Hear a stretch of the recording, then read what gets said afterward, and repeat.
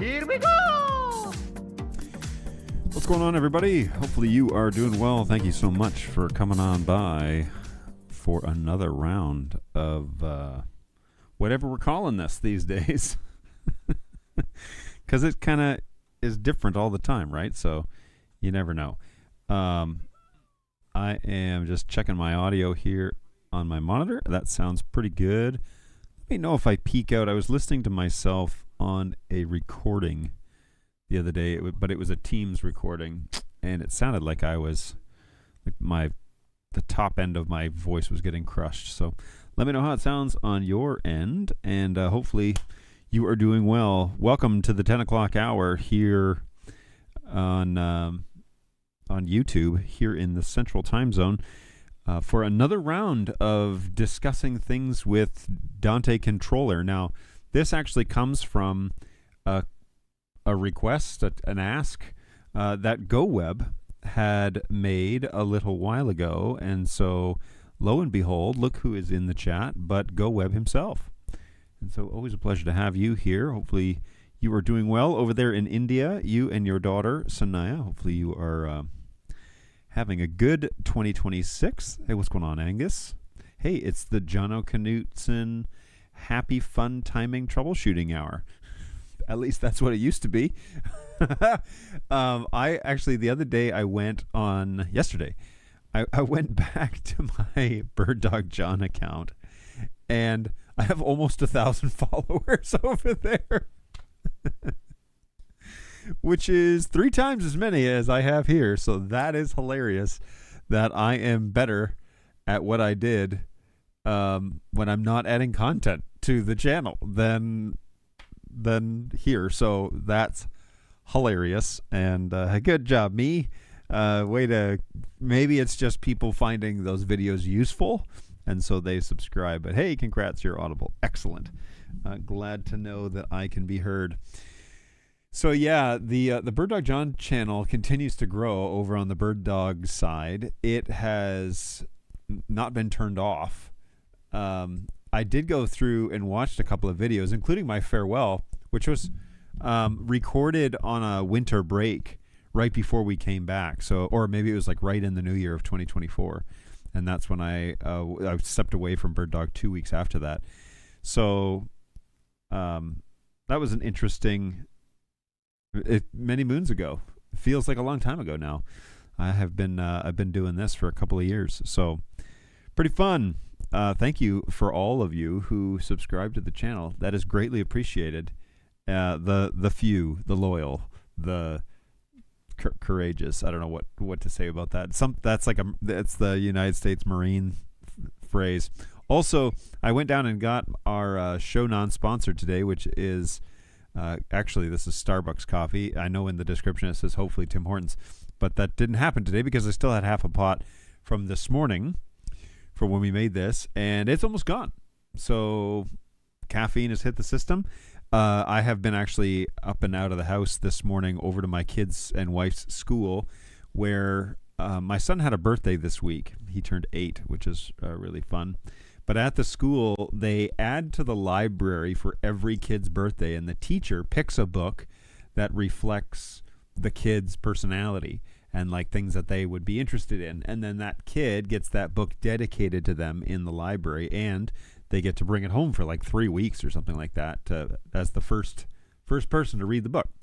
So today was his birthday book, and his birthday was on Monday, and then today was his birthday book, and he is fairly shy, and so we didn't know if he was going to go in front of it's just the lower grades, so the kindergarten, pre-K, first grade, second grade, they're kind of together in the morning, and we didn't know if he was going to go up in front of all of them, and he did, which was amazing.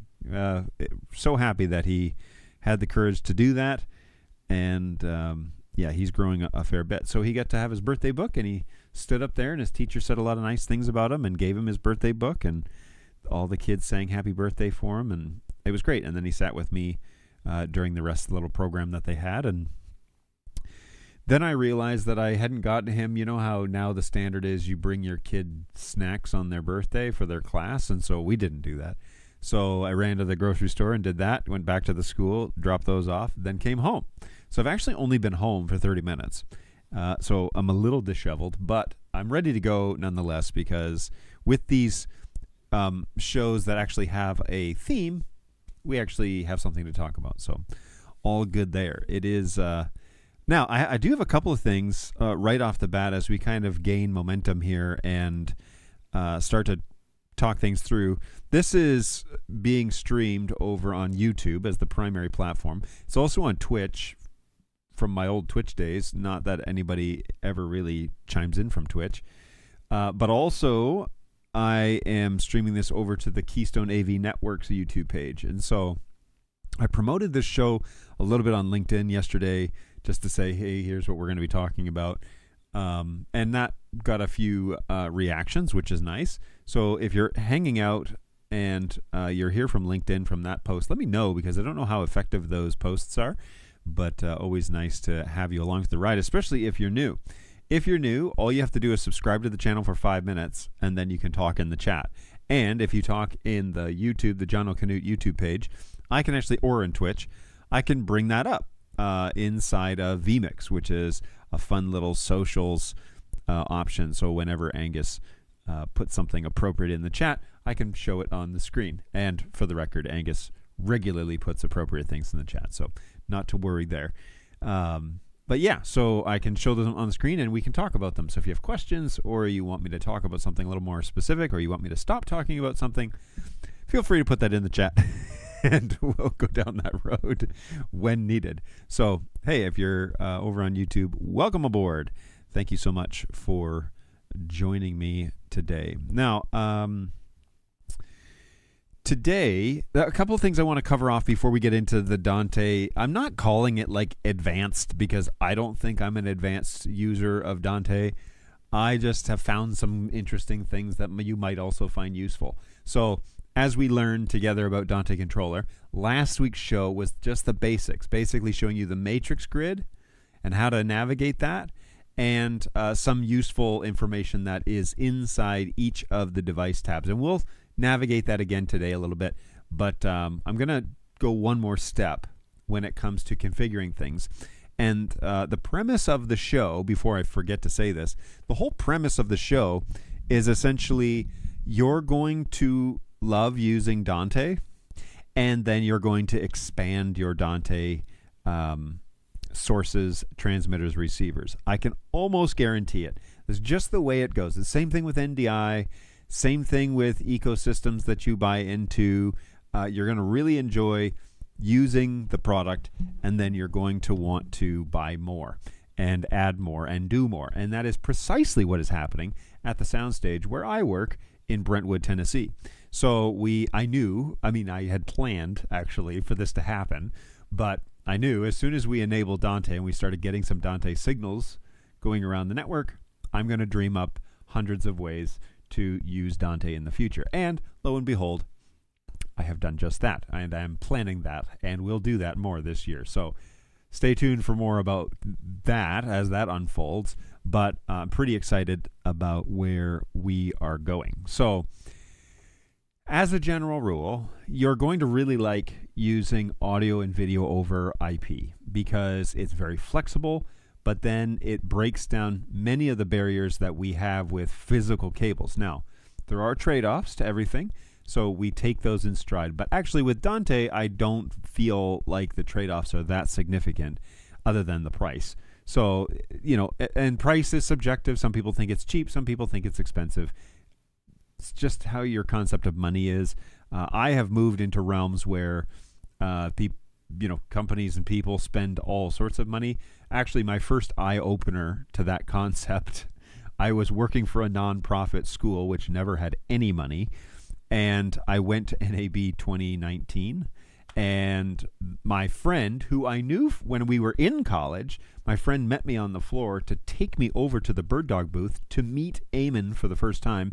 We were walking over there, and his gentle nudging in this direction was, hey man, just look around. Like, people spend millions and millions of dollars just on this show, just to show their products.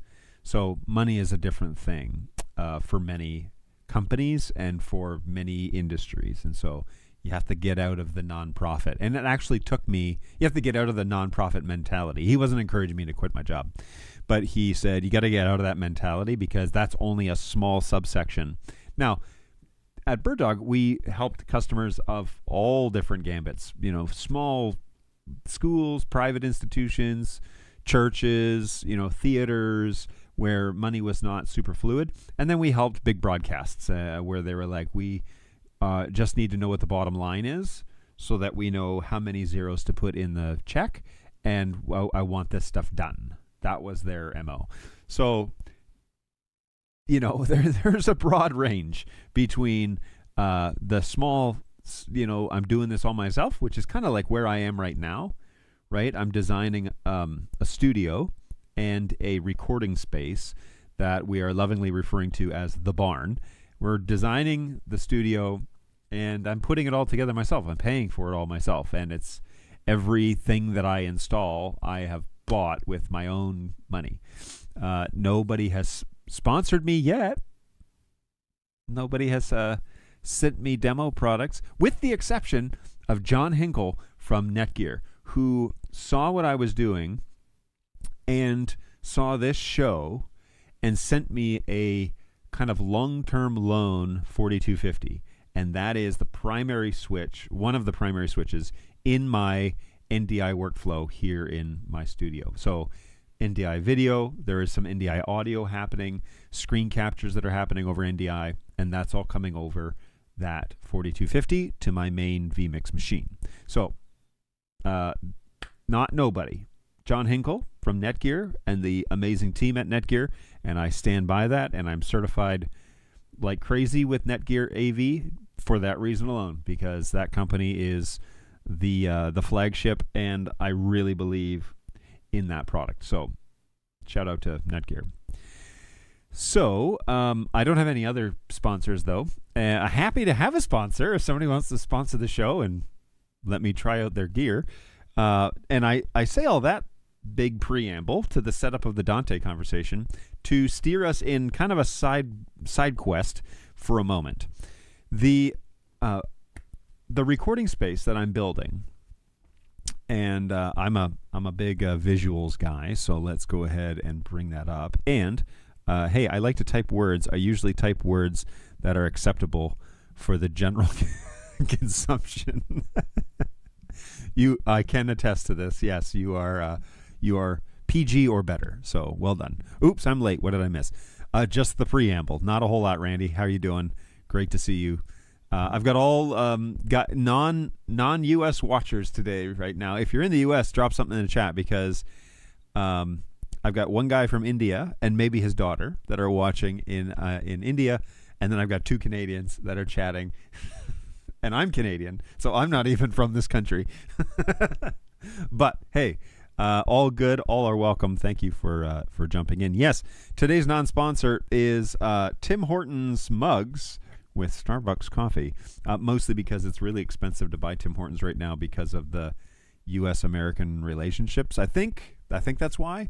The tins of coffee went from $20 American to $50 American. And so it's much cheaper to buy this coffee than that coffee. But as soon as that comes down, I'll be purchasing more.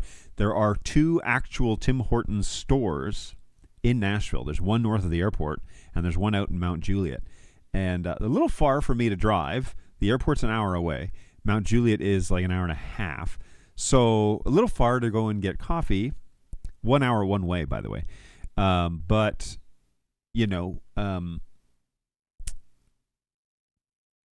unfortunately, I am planning on going to Ontario in May, and I don't think that I'll be able to export any coffee on that trip either. But when I go up in August for my camping trip, and if the prices are still ridiculous, you better believe that I will be purchasing some 2 or 3 pound tins of coffee. Hey, Jersey and Atlanta here too. I'm just in Atlanta today. Hey, welcome back, Stephen. Good to see you. Thank you for joining us. There, we've got somebody stateside. Not that that's a requirement, but it is nice to have everybody back on board. So, okay. So the side quest that I'm taking you on today is I'm in the process of building my recording studio, as I've expressed. And inside both of the quiet room, the actual recording piece, and the studio, which is where I will run this show for the majority of the time, inside both of those spaces, there's going to be TVs up on the wall. There'll be 2 TVs above my desk, and then there'll be 1 TV inside the recording room. And on that television, I want to be able to stream an NDI camera to the other spot. So, a shot that's on the office where we're working, and a shot of the talent inside the recording studio, so we can see each other talking. And we'll probably have, Dante headsets or something that will communicate between the two. So all of that's kind of up in the air how that's going to work. More than likely, we will have a Dante signal that will feed a set of headphones inside of the recording space, and they'll be able to hear my talkback microphone, routing and all that. We're going to have to figure that out. But I'll have lots of Dante ports if I want to do them individually, or I'm going to probably end up getting some sort of Turtle AV device that will be my primary inputs for that room. So put them in a little network cabinet and make it nice and tidy. And then if somebody shows up with a guitar, they have a drum kit, or they do whatever, they can plug right into the Dante system, and I can record them directly on my machine.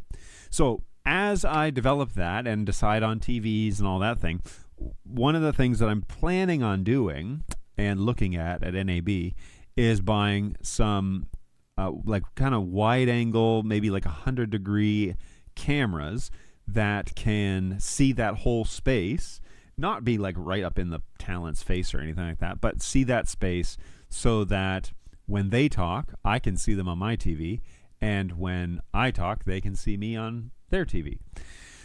And it's just a way to do, because if you have a dead quiet room, right, and I'm spending a fair bit of money on trying to keep it quiet and keep it sealed up and all of that jazz, and then we're going to add tons of mass to the walls, tons and tons of drywall. So as I'm loading up on mass, I really don't want then, I want them to be able to hear my voice and see me without compromising on the sound sound isolation quality that I'm going to have inside that room. So we're going to plan, and I've taken some pictures just to show you how this is all going to kind of work out here. But we're planning on, how can I make this? Is there a way? No. All right. So here is this is the actual recording room, and this is some of the work I was doing yesterday. You'll notice I've run a fair bit of Ethernet, which will come down here and be mounted on this pole, and then I've got 15 amps that will be mounted here on this pole for, whatever we need, power, lights, yada, yada, yada. So this is a 15 amps that'll go here on the internal wall, and it goes through the external wall to run the holes. There will be insulation in both of these walls for deadening purposes.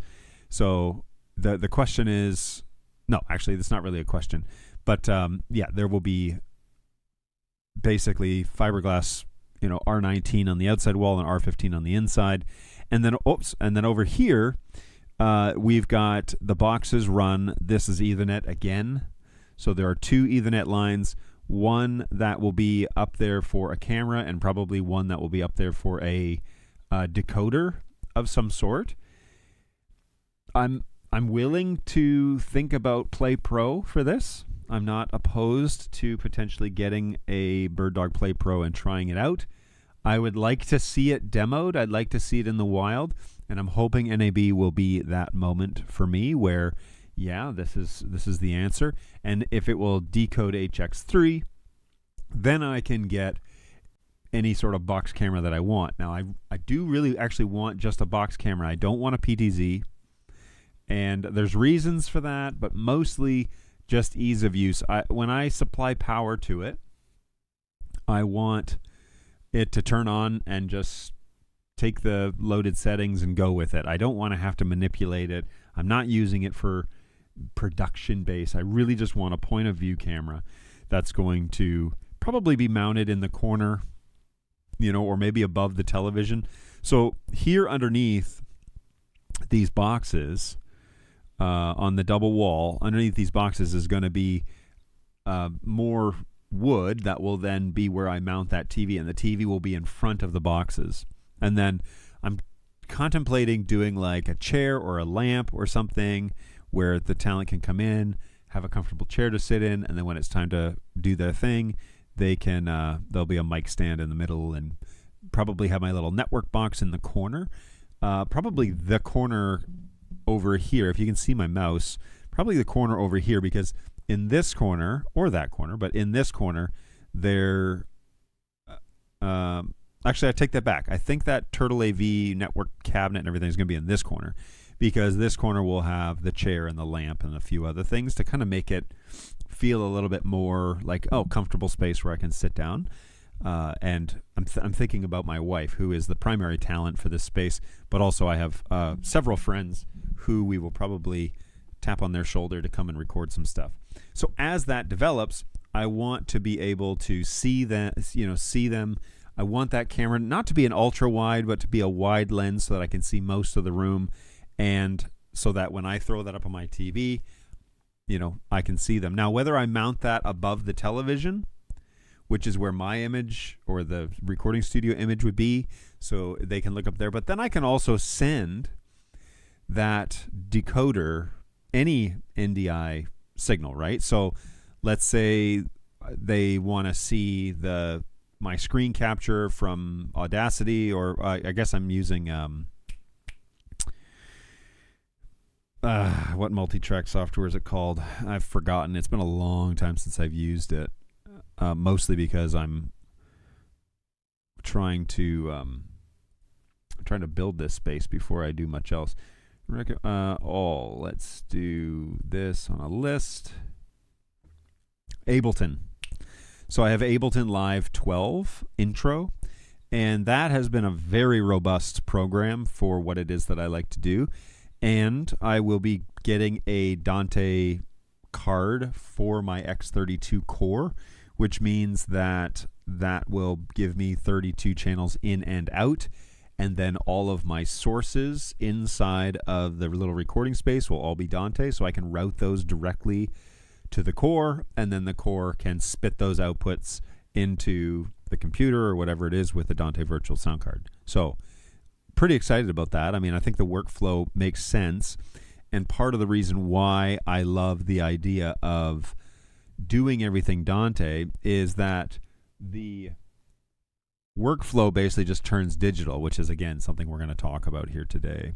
But it just turns digital, and all the routing just happens pretty easily. So I can't wait. I mean, I think it's going to be so cool. But if the talent wants to see then on their screen, that's on this television here, if they want to see the Ableton grid and watch it in real time, them recording something, I can turn the camera source off and swap out a screen capture or something like that, right? So that's one way to do that I think will be a pretty helpful way that TV is going to benefit. I'm also going to have I'm going to have two televisions in the studio portion. So I'll have one that will show me camera NDI sources, and one that's going to be a second monitor for my DaVinci Resolve system, because I want to be able to see whatever it is I'm editing in full screen. I'm so sick and tired of basically I have one monitor, and so I have to have the preview window and the timeline and all the little boxes everywhere. I don't want that. I want to put the image up on the screen. I want to have my waveforms. I want to have everything nice and big, and able to just be able to see everything, and then on a television, a color accurate television, it'll be nice to kind of see generally what it might look like anyways. So that's happening in the background, that whole conversation and thought process. But I think, again, with NDI, with Dante, you're able to send these sources wherever you'd like, and apparently the Play Pro, according to CJ's video, has fast switching, meaning that if all of your sources are the same, NDI-HX3 at this point, if they're all the same, you can turn on fast switching and it should be instantaneous, which means then we program that onto a Stream Deck buttons or something using the API, and then we just punch in, build a page and we punch in our sources, and then we can just fast switch between camera, screen capture, yada, yada, yada, do all that really fast. So it's coming along. That whole, I'm ready to go there with that concept. Now, last week, also in regards to the barn build, we ran fiber. And so we now have a home run from my headroom, which is downstairs where the router comes in and everything. It's actually a closet, has a mounted switch. I showed you this a couple of weeks ago. So now this is the fiber run that comes out of the barn. That's my office door, will be my office door. Comes out of the barn, goes underground, is 18 inches underground, and then goes into the foundation of the house. And that runs directly then. It actually bends up, and it goes across the ceiling. I got way too much fiber. Way too much. So it goes across the ceiling, then it goes up into the cabinet, where I did a little alteration there where I created an access panel in the cabinet. I drilled a new hole, ran the fiber through the hole up into the back panel where all that technology is. Unfortunately, I did not take a picture of that little piece there, but I will show you this. Those are the ends of the fiber connections right there. So there are tons more Ethernet now in this box, but yeah, it's literally a home run with the Keystone jacks for the plate ready to go. So pretty happy that that is done. That part's done. Now I need to test the fiber. Hopefully it's not damaged in any way, but I need to test it and make sure that we're all good. It was a pain to pull, but I do need to take a SFP mod out there and a switch and power it up and make sure that we are actually getting transmit and receive on both channels. This is kind of part of that project underway when we were actually pulling the fiber. You can see my little pull string there. That goes down underneath into the house. And one final thing about yesterday's work that I did. So I told you, well, there's a lot more Ethernet cables now. Well, this is what I mean. So this is all of that Ethernet that runs into the recording studio now comes to, so the recording studio box is this guy right here, and it includes the fiber. It will also include a couple of HDMI Keystone jacks that will run the televisions. This box is going to be very full, very full. So I'm going to have to be careful about how I do this, and I'm going to probably have to cut back the Ethernet a fair bit so that everything will fit. But both of these boxes have, I think, 10 different connections in them, which means that they have to be a double 6, and that gets crowded real fast. So thankfully I can pull some of the extra, back out of the box once things are done. But yeah, that part's done. This box is all the other Ethernet jacks in the building. So there are security cameras, there are Wi-Fi access points, there are wall jacks that will be probably Ethernet and Dante around the room. That's all in that left box. And then the recording studio, all the runs for the recording studio, which is 3 in one corner, 3 in the opposite, so 6, and then 2 behind the television is 2 behind the yeah. So there are 8 in there. And then there's 2 more somewhere, I think. Oh, it's these the fiber optic cables. So yeah, they're going to be very full, but it'll be fun. So more on that as it develops. I've got all of the Keystone jacks that I'm going to need ready to punch that stuff down. I did actually punch down. There is a box outside that will run. Oh, this is kind of hard to see where it is, though. For context, where is that picture? I don't have a photo of it. So there is a box that's mounted way up high under a soffit, and there's an Ethernet jack in there. That's going to be for an outdoor access point that has yet to be purchased, but because there's no network out there technically. But yeah, that access point will service the backyard and the forest for Wi-Fi, and probably cover the garage, but I'm going to put an access point in the garage anyway, so I'm not too worried about that.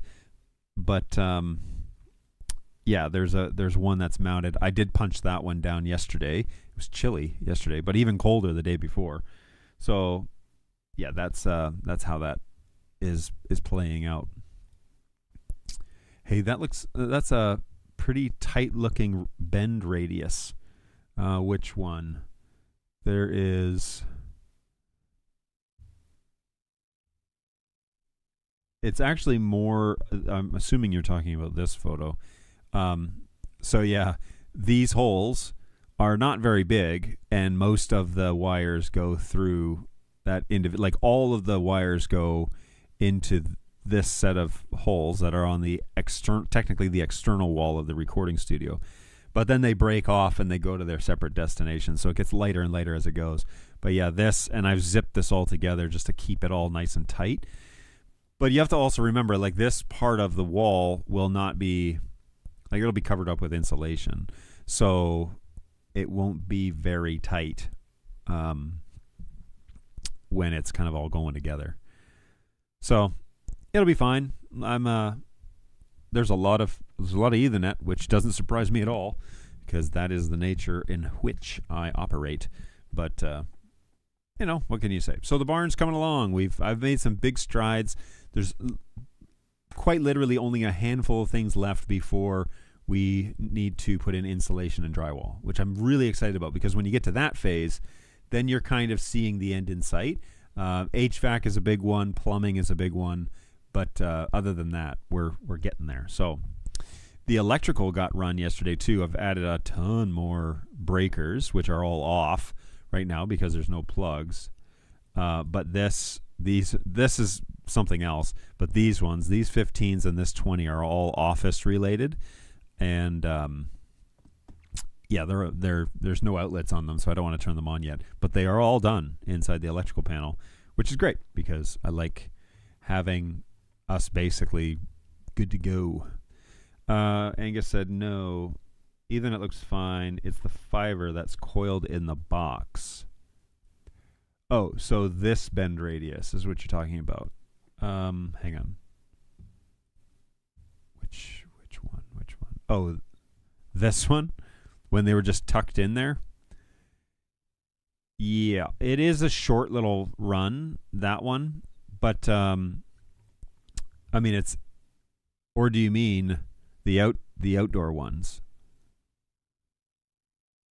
The actual piping for this guy. This is the one you're talking about. Fiber coiled up in the box. Oh, I see. Okay.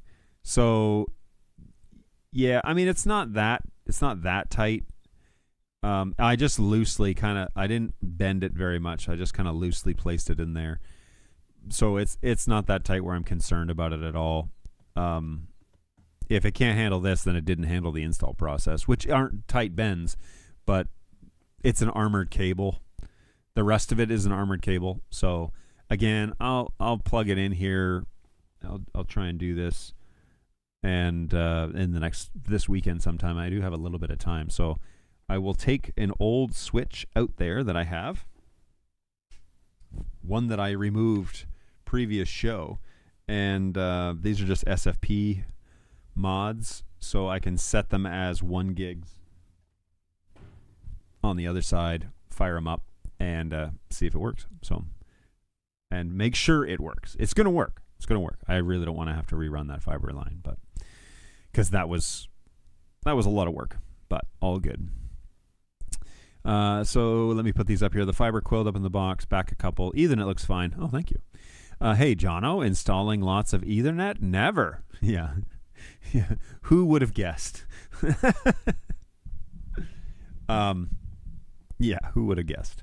So the great thing about that fiber line that's here, by the way, is it can actually go back in that sleeve a bit.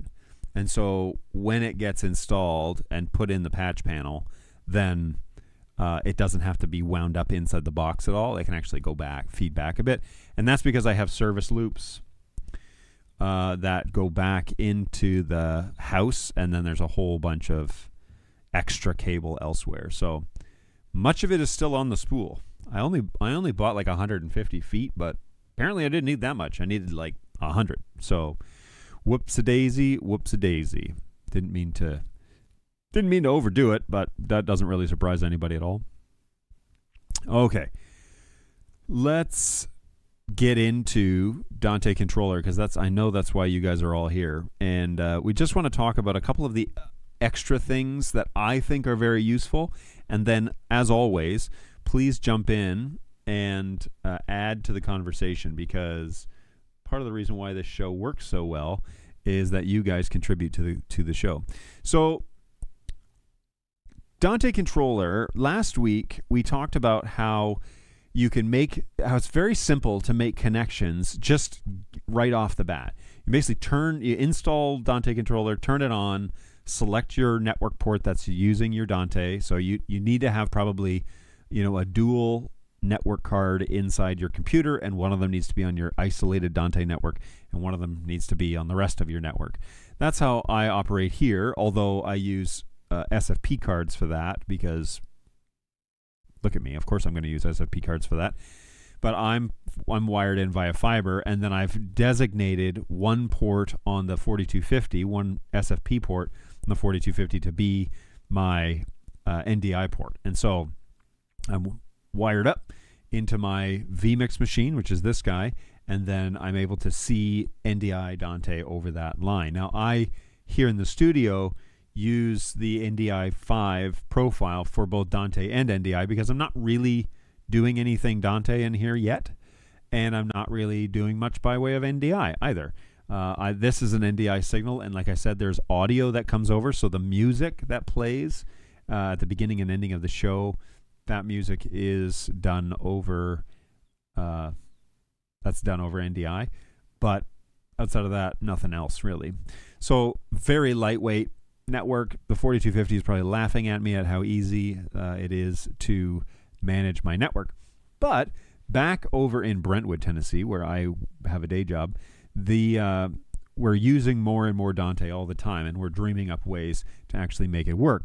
And so it's been fun to really figure it out, to have a real world functional place. And for those of you who are just joining me for this show or have never been here before, we use Dante for our intercoms. And this is a concept that has come by a guy named Doug Johnson, who runs Doug Johnson Productions. He is an events guy, and he created an intercom system using an X32, and then quickly outgrew it, and then built a intercom system over a radius device using Composer, radius device, to then send signals to and from headsets and to camera ops and all of that. So that really got my brain going in a way that, look, we can make this a lot simpler. We can send this, if I run one Ethernet cable, we could send this intercom system anywhere we want, instead of trying to do a ClearCom system or trying to do other solutions like an X32 with XLR intercoms and everything. Just gets a little much, right? So in this instance, we run our intercoms over, and I have 8 positions now.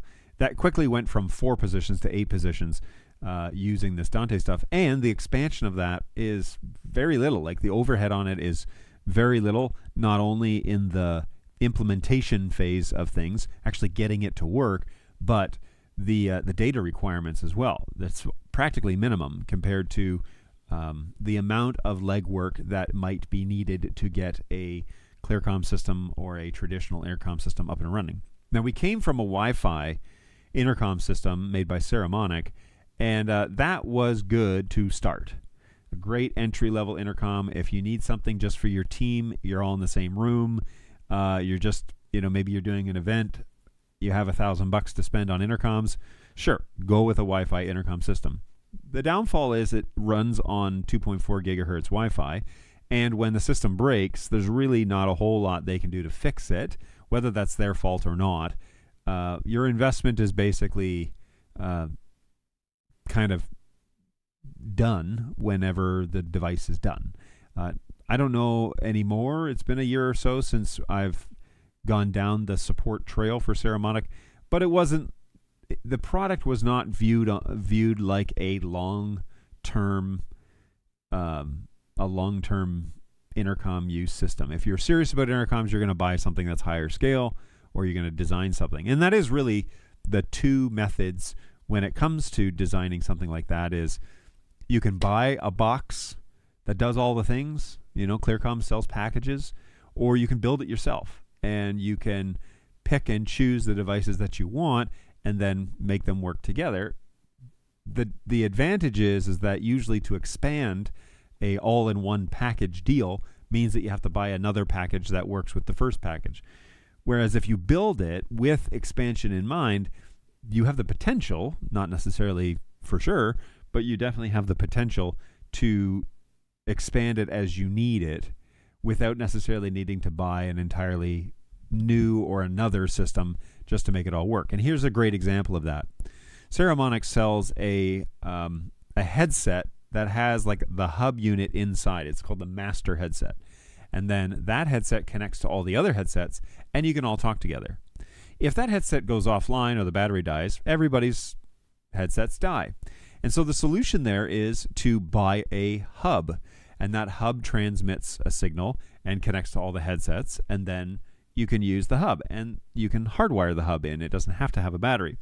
Disadvantage with that is you can't use the master headset because the master is a hub, and you bought a secondary hub, which means you lose a headset. Now, all the other headsets that are not masters are connecting to the hub now, and so everybody's on a secondary headset and nobody's actually running a master headset. But the master headset can't be used. So we bought a Wi-Fi system with a master headset.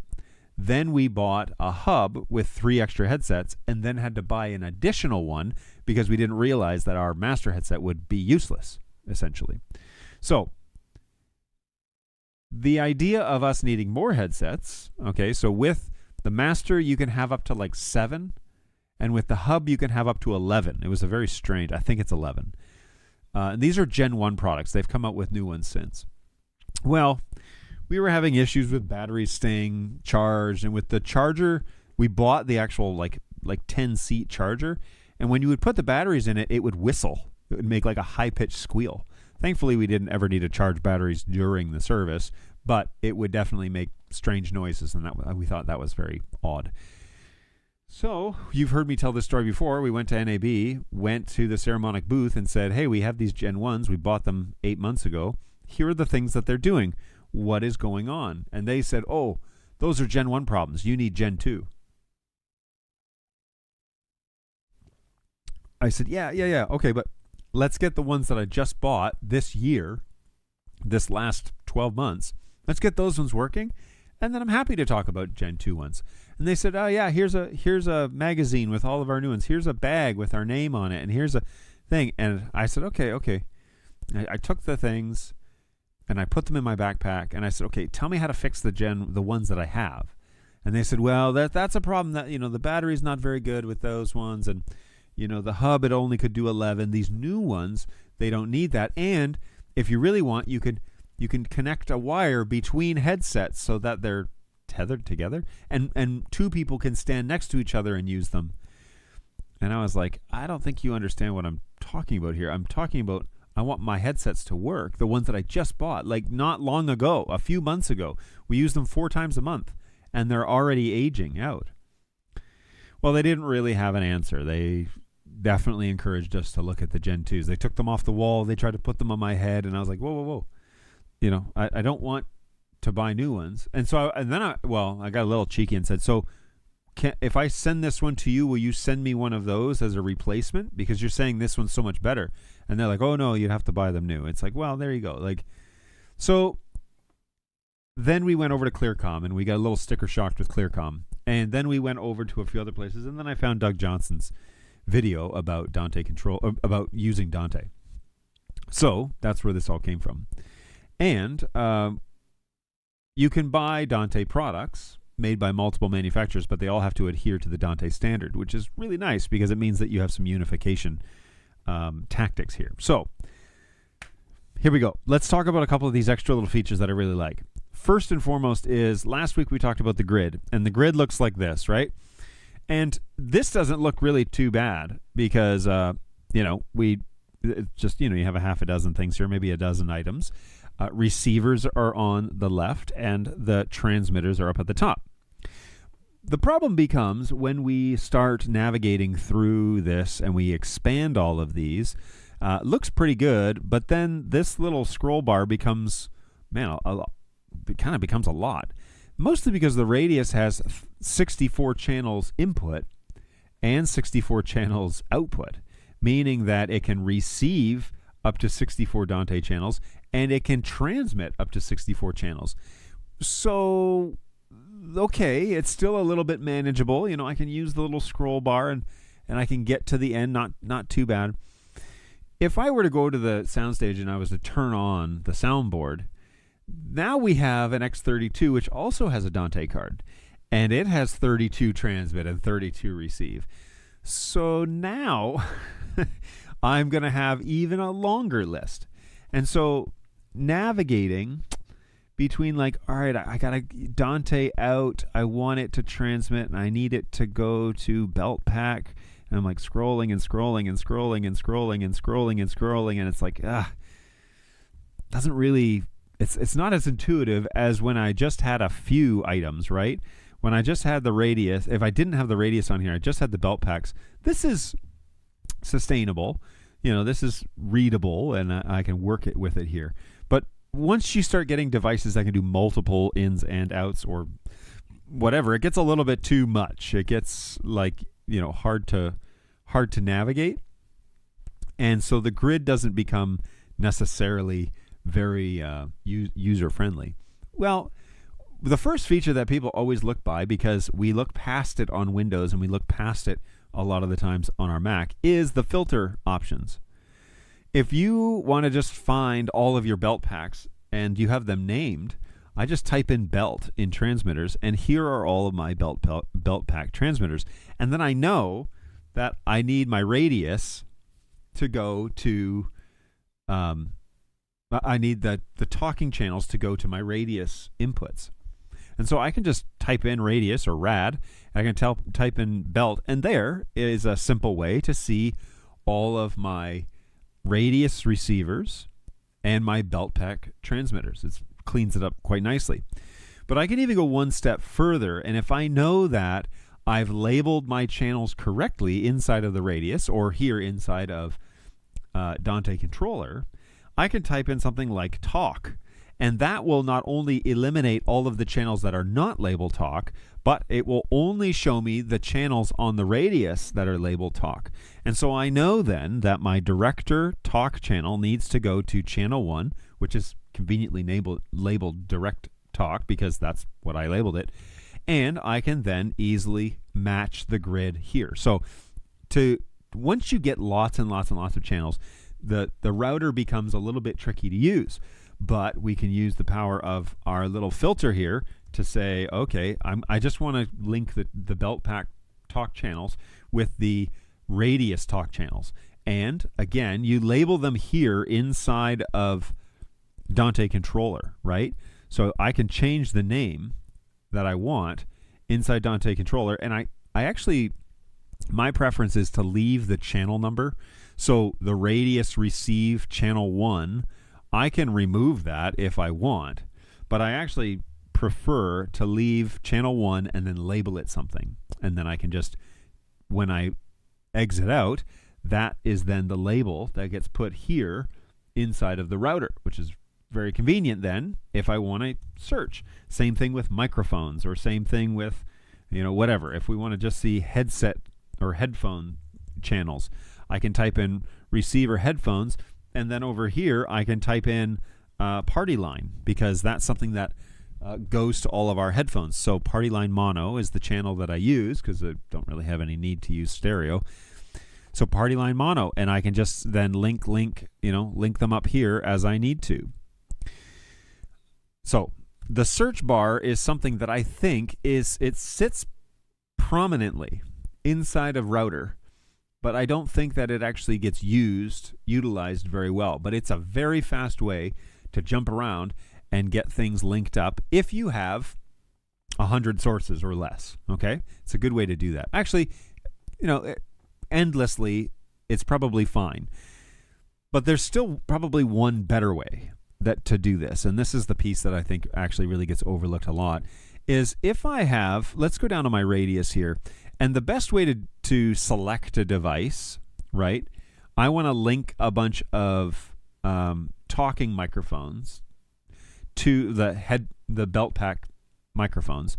I want to link them to my radius, the talking channels on my radius. Well, you may have peeped at this before, but you can take your belt packs, which we can use the filter here and just write in belt or whatever you label them, and expand these channels as you need them.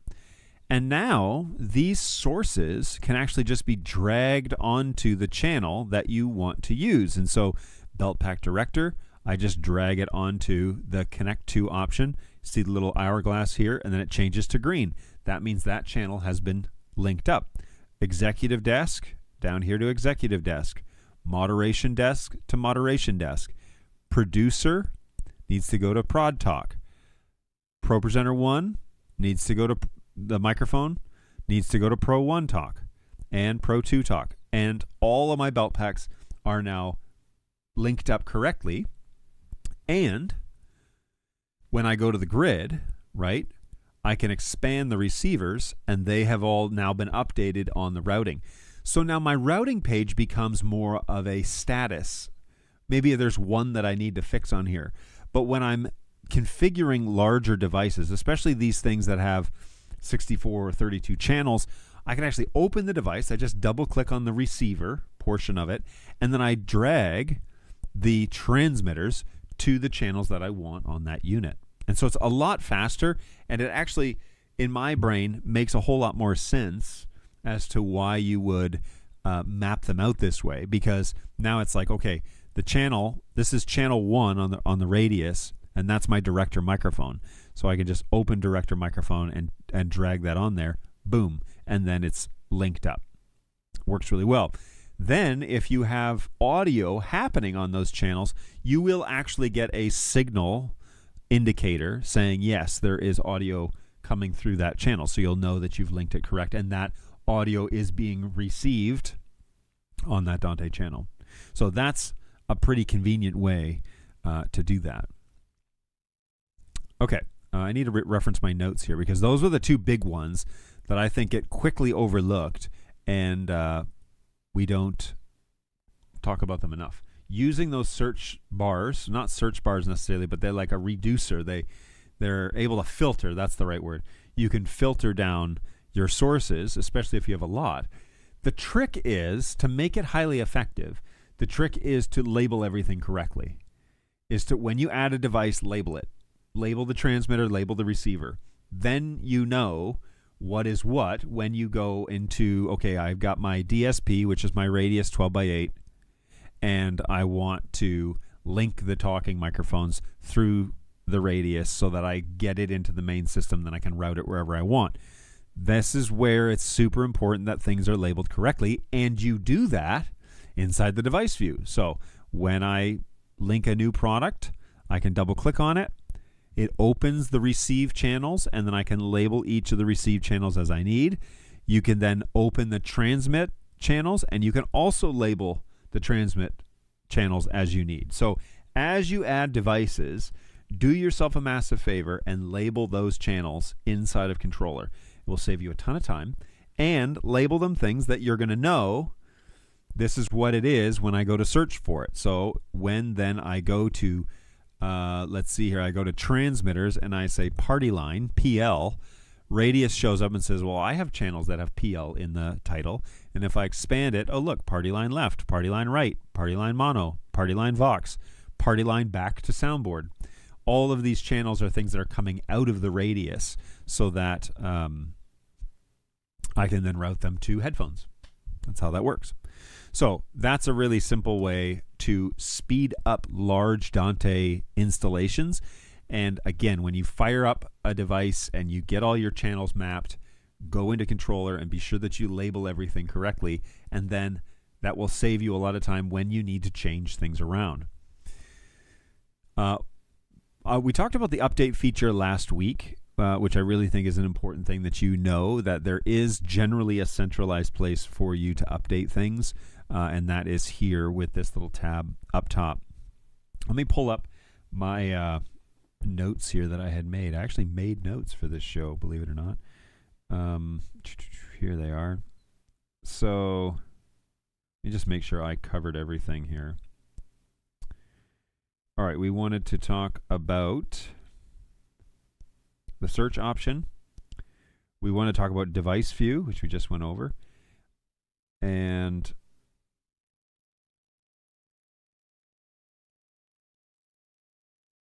yeah, I think that that's everything. The other one that my coffee has gone cold because I didn't stop talking this whole time.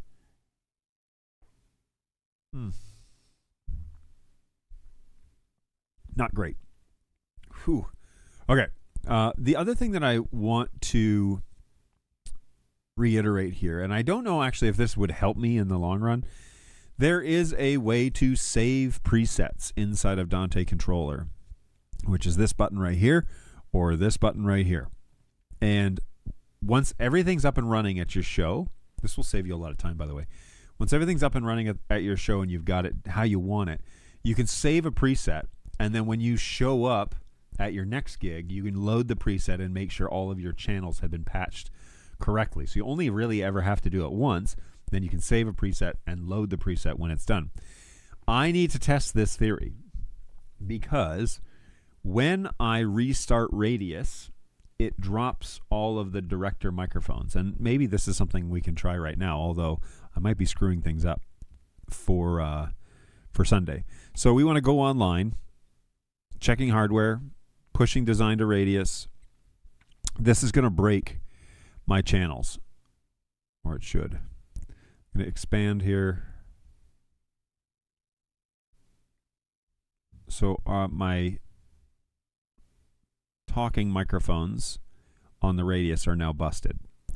So something that I need to do here, see how it erased the names as well? What it seems to be doing on the Radius is it failed to go online.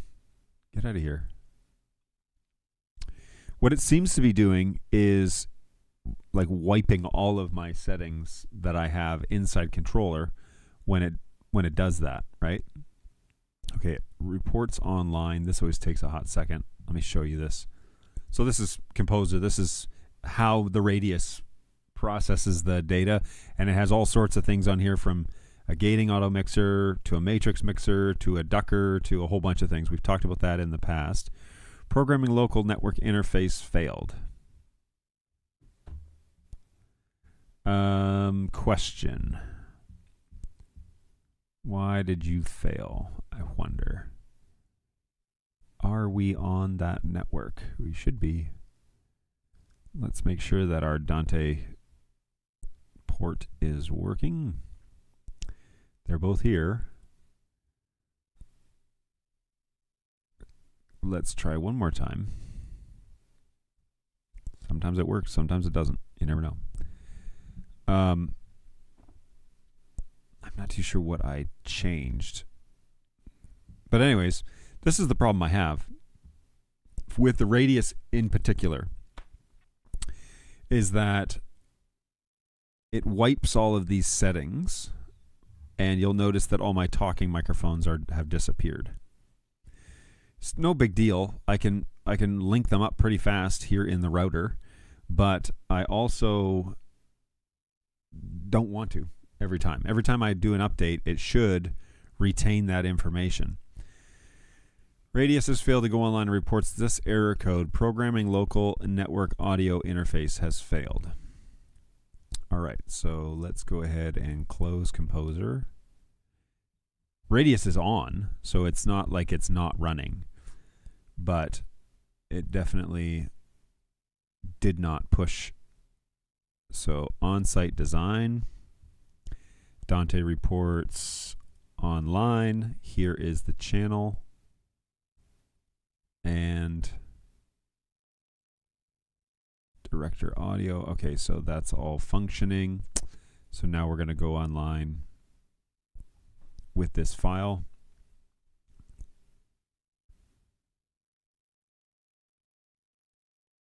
I wonder if I have to go into the settings of this thing and tell it where the network card is. Like, I think maybe the IP address may have changed or something, and so it's doesn't like it. It should just go from 88 to 100, but it keeps failing out. So this is purely a radius thing. I honestly, oh, we're online. Perfect. So now we can unmute our channels. Okay, so I just had to restart because probably the IP address changed on the computer, which I could set as the DHCP reserve if I wanted to, so that never changes, which would probably be wise. But okay, so here we are live. All of our inputs are now up and running. The question I have, right, is over here at the end. See how these channels all have names? These names should be broadcasted to these sources right here. So if I reload all the information and I pull up the radius, none of the names stayed. So the question becomes, if I make all the names and save a preset, does it then save when I load the preset? So let's go ahead and do that. This is a good it's a good method to show you how this works. So first is going to be 01 director talk, and we can just do the example that we just did here. Connect director talk. 02 is prod talk. That's the producer. So can I drag this over here? I can. Okay, cool. So I don't even have to open this. All right. Number 3 is Pro 1 talk. And number 4 is Pro 2 talk. Number 5 is exec desk talk. And number 6 is moderation, mod talk. All right, so now we can do Pro 1, Pro 2, exec desk, and moderation. Okay, so we have 6 belt packs. And 6 hasn't updated just yet. Okay, there it is, mod talk. And then this is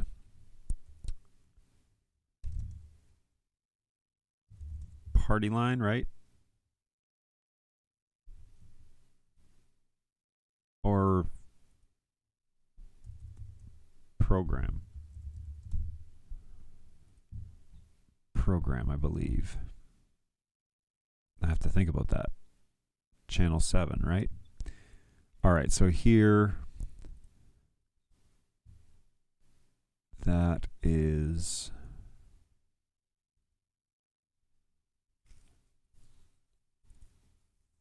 yeah. So channel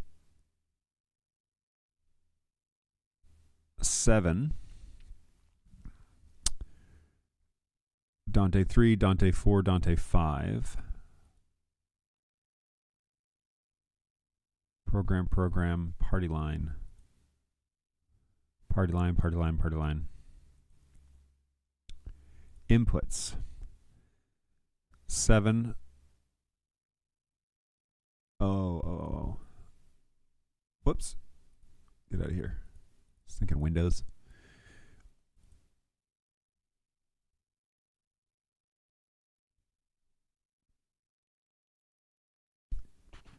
Okay. So I'm not sure if this is supposed to be program or not. Something makes me think it's not, but anyway, we'll sort that out in a minute. So the here are my radius guys, and the question is, we should have on these belt packs, we should have everybody on mono.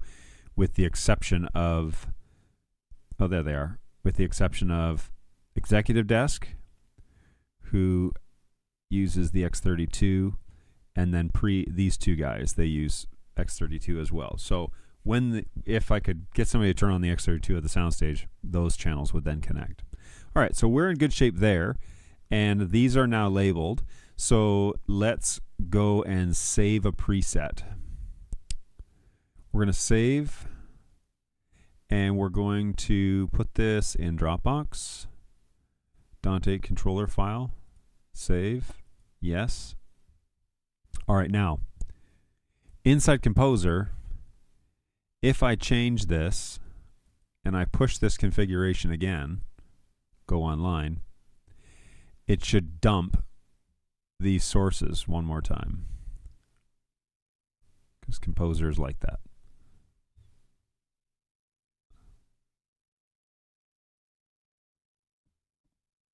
There they go.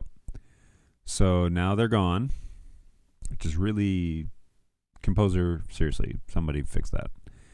All right, so waiting for this to finish. It's basically setting up the chain. Oh, look, interface failed.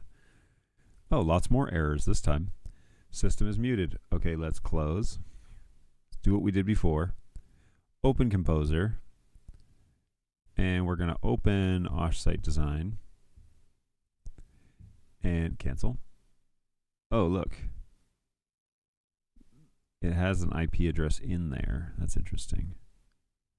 All right, and then we're going to go online.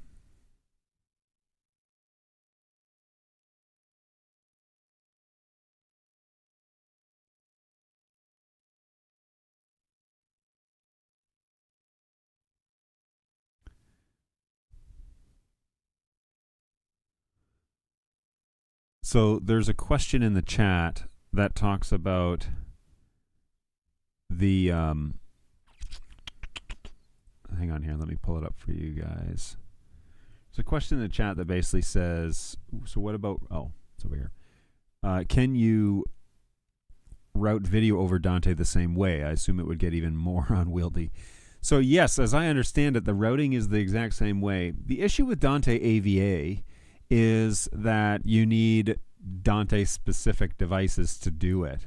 And the complaint that I've heard in the past is that it's very specific to, like, it's like there's no software really, right? It's all just hardware. And so if you're going to do AVA, you have to go all in on it. That needs to be your ecosystem, which maybe the video element is in its infancy and they're just waiting for adoption.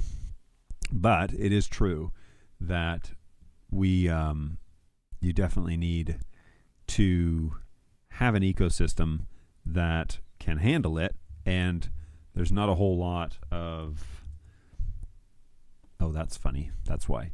There's not a whole lot of people that are doing Dante AVA right now. So it's kind of like one-to-one, like if you buy a whole bunch of Turtle AV stuff or whatever, then it would be relevant. But in this instance, it's a little bit tricky to. I have found that there is, by the way, a change in IP address. So we're going to try this again. Oh, shoot. This is for the radius, not for the computer. Okay, the radius is good. Why is there a yellow? So here is the status report. It's muted. It's just muted. That's why. System unmute system. Are you sure all hardware reference? The hardware is currently offline. So see, this is kind of a confusing thing for me, is because when it doesn't seem to matter one way or the other with radius. It fails some and then it works some. And this is an older product. It's not their flagship anymore, but it should definitely turn on and should give me more data if it does fail than just audio. Now, look, it's on. So what was the difference there? I just clicked the same buttons. All right, so we unmute all outputs. It ramps them up, which is nice. So if you're listening to the headset, the music or the program comes up if you're in that situation. Okay, but here we are now, again, without the radius labels. So if I say Dante configuration file open, and really I want names. Yeah, I want, let's say none, and let's just say preset element names. Okay. Preset complete. Fail. Let's do that one more time. Let's see if we are missing something. Open. None. Channel names. Receiver channel names. That's what I want. Boink. Oh, yeah. So there it is. Oh, that's nice. Okay, so the channel names are all back. Now, let's do this one more time. Say none. And let's say transmit flows, receive, channel names, channel subscriptions, channel labels. Okay. Deleting them all. Setting them all.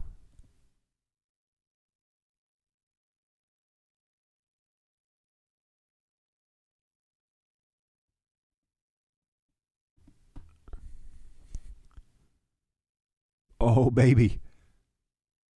Heck yes. That's amazing. Oh, that's awesome. Now, why, though, are we timed out on this guy? Okay, that just needed a little refresh. But that's so cool. So, yes, this headphone, these are expected failures because that channel's not online, but everything else is back. So now that's the process, and the process isn't to load the preset and just hit all, okay? Unselect all, and then just pick the ones that you really need to be relinked, because the clock will set up on its own, clock priority will set up on its own, the latency will set up all on its own for the most part. So interface IP addresses, yeah, all of this. So really it's these 5 boxes that you want to click. The only time I guess that you would want to reload everything is if you have a new Dante controller, right? Brand new, doesn't know anything, doesn't know any labels, and then you can reload everything. But in this instance, you can reload it all, and you can reload the things that you want. You can pick and choose, and then it does actually make the connections again. So that's stinking awesome. Yeah, that was great. I believe that my earlier comment is relevant yet again. You have made a lot of comments, so let's scroll back. And I like to type words that are appropriate for general consumption. Congrats, you're audible. Oh, the happy fun time troubleshooting hour. That's what you meant. Yes. This was one of those questions that I was like, all right, I got to be able to figure this out quickly and be able to reload it as I need, right? So channel 7 is our program, but channel 7 is connected to... Is channel 7 our program? Man, it's so frustrating that I can't remember that. Channels, these are the channels here. And these channels should really be labeled, and they are not. So, oh yeah, there it is. Channel 7 Dante program. So they are labeled. Why aren't they showing up here? They should show up on the screen. But anyways, here are all our Dante channels, and then Dante program is on 7. So that's perfect. That's good. That's what I want to see. How many headsets do I have then? Because I feel like this configuration might be old. Potentially, maybe not. Because I've got, back to controller, I have 1, 2, 3, 4, 5, 6. Okay, so, and 6 are showing up inside top to bottom. So here in Composer. So yeah, that makes total sense then, that Dante's director, producer, ProPresenter 1, ProPresenter 2, exec desk, moderation. And then program is on 7. Which then means I need to link 7 on Sunday. But what then that means is, you notice how my analog cameras, which is cams 1 and 2, these are Blackmagic cameras, have been hardlined into the analog ports on the back of the Radius. So they come out of the little studio converter that I plug my cameras into, so single plug Ethernet cable, and that signal comes back via Ethernet, and then we hotwire it into the analog ports on the back of here, and then my headsets that are plugged into the cameras can be heard. And all I do is program a function button on the back of our studio cameras to turn his microphone on or off, and they can double tap and leave it on, and then double tap and turn it off, or they can just press to talk and then release to mute. It works really well.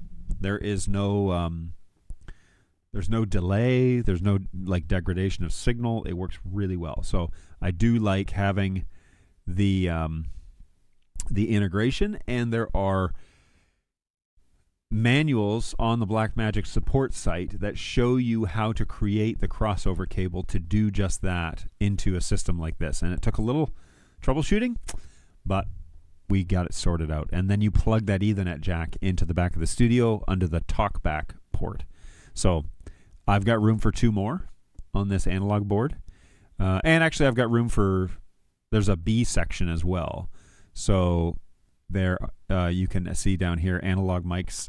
So you can have, I've got left camera 1 on channel 1, camera 2 on channel 2, but I could go 3, 4, then down here 5, 6, 7, 8, 9, 10, 11, 12. So lots of room for expansion. Again, if it doesn't natively speak Dante, if it's a Blackmagic camera, has a talkback port, you can hotwire it to do it. So big fan of that, that's for sure. Because it basically unifies our whole system, and it's been way better, way clearer, way more diverse, way more expandable than any Wi-Fi headset system could be. We're basically just a huge step away from all of that. Now, what does that mean about Dante stuff? Well, you not only can Composer accept those audio channels in the Radius, not only can I send any audio any audio transmitter to a input to feed it then through the Radius and the intercom system, but I can also now that Dante's on the wire and the protocol is being used, now I can put the oh, that's interesting. I'll show you this thing in a second. Now you can, oh my goodness. I can't stay. I just want to jump in and say hello. I randomly caught you mentioning me a while ago. Thanks. Do you see what I see? Is the legend? Doug, this is all you, man. This is your system. Oh my goodness, I can't believe that you're on my show. Look. It's your brainchild. Look. It's your brainchild. Radius 12x8 Dante intercoms. I'm doing it. And it's all thanks to your video, your inspiration, my friend. Well done. I cannot thank you enough getting us away from potentially buying an expensive ClearCom system and also getting rid of the crappy intercom system that we had. This thing has been awesome. And so thank you so much for stopping by, first of all. Jeez, that's very, very kind. But yes, I'm definitely using your design, some tweaks that for my own personal use, but it got me into using Dante fairly regularly, and now we're using it for many projects coming up. So pretty exciting there. But yeah, thanks for stopping by. That's really cool. Hey, all, I recognize Composer right away. Yeah, for sure you would. You are well known on this show because I talk about that stream quite often that you did, or the video that you made, because then I built this thing shortly thereafter. So it is definitely the only way. Oh, and you agree, Dante based intercoms is amazing. I can't use anything else. Seriously, endlessly expandable, endlessly expandable, because you get it into Composer, but then the intercoms there are lots of people that just need to hear what's going on. Well, you can send them those Dante signals, especially if you're running multicast. You can send them that stuff very easily, and there's very little overhead. You can also, there's a way to route the Dante channels, only specific Dante channels, to a secondary network. And so you can isolate and just say, well, you can listen into the comms, but you're not going to get the rest of the Dante signals from the event. And that's an easy way. This is a great advantage of saying, if you have a control room that needs to hear your camera ops or needs to hear your whoever's on intercoms, oh man, it has been, it's been awesome. So much appreciated, man. Thanks for stopping by. Wow, that's really cool. It's cool that you're here. I'm hoping one day to run into you. My next event is NAB. Maybe you'll be there. Maybe I'll be on the lookout. But yes, big kudos, big thank you for your video on this, because I took that idea and ran with it. That's all I can offer you in terms of honorarium for that idea. Have you, if you're still here, have you noticed that when you go online with Composer, it wipes your Dante channels on the receiver inside of Controller? Have you noticed that? I rarely do it, and we've just started saving presets and pushing names and connections and stuff. So it's not really a big deal, because I'll just save it, and it's just one of those things. But whenever I go live on Composer, it seems to wipe the Dante transmissions. So the Dante out, it clears all those channels inside Controller, and then I got to remap them. And again, you're just using presets. But I'm just curious your experience on that, and if you found a way around it. Hey, I'm planning on being at NAB on Monday and Tuesday. All right. Well, I will keep my eyes open for you. I will be there until Wednesday afternoon. So let's be on the lookout. I'll be on the lookout for you. I'm sure you have lots to do. But I'll be looking for you. It's a huge place, so who knows? Really cool. So Doug says, yes, you can stop that. You can turn on, sorry, let me get this in the chat. Come on, socials. Yes, you can stop that. You can turn on the top left checkbox on the screen that comes up when you push the design. Oh my gosh, are you serious right now? So this, it says go, oh no, crap, I just pushed it. You can turn off the top left checkbox on the screen that comes up when you push the design. Top left checkbox. Do I have to push it from the menu? When I push it, it just goes. It doesn't actually stop. Top left checkbox. Because here's a great example. It's pushing it, and see, it's cleared all my channels. And so all I'm doing now is loading preset, Dante configuration, clear all, and then I just do these 5, and then say okay, and then it starts to subscribe the channel. If I go back to Composer, okay, it worked, so I'm online. Checkbox. Go online, push the device. I'll be on the lookout for it, because that has been, you must have turned that screen off. So you can do so in the app preferences. Okay, cool. This is part of what this show is for me, is me figuring out my stuff. Hardware. Recall site hardware, system manager. Tools. I will definitely look for the preferences option. Site preferences, maybe here. Enable delay. Skip push confirmation. That's probably what I did, eh? Okay, so if I do that and then push, hey-oh.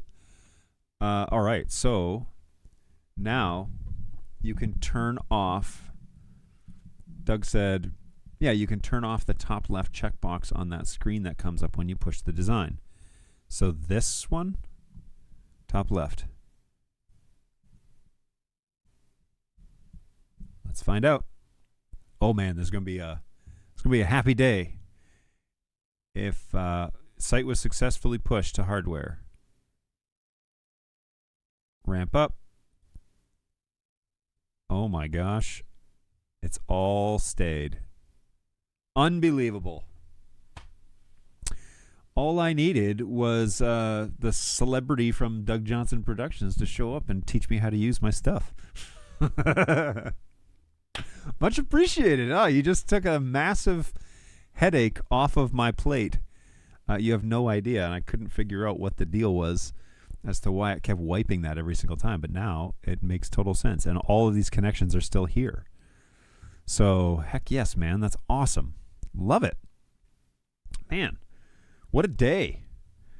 Yeah, so there you go. There are some fun little, there's some fun insight behind the Dante Controller, the composer intercoms, and the originator of this concept showed up in the chat. So that's pretty awesome. You didn't know you were going to get that for the same price of admission. You get the expert. The other option is to include your other Dante devices in your design, and then it will map those Dante routes. Your option is to include your other Dante devices in your design. So, meaning listing them inside Composer. So, so like adding a node. Curious. Mixer gain auto.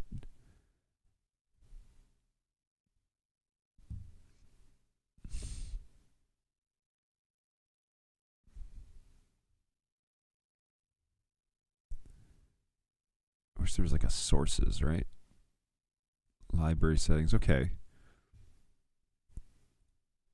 Yes, adding them in Composer. Excellent. Okay. Well, maybe. So if you add them,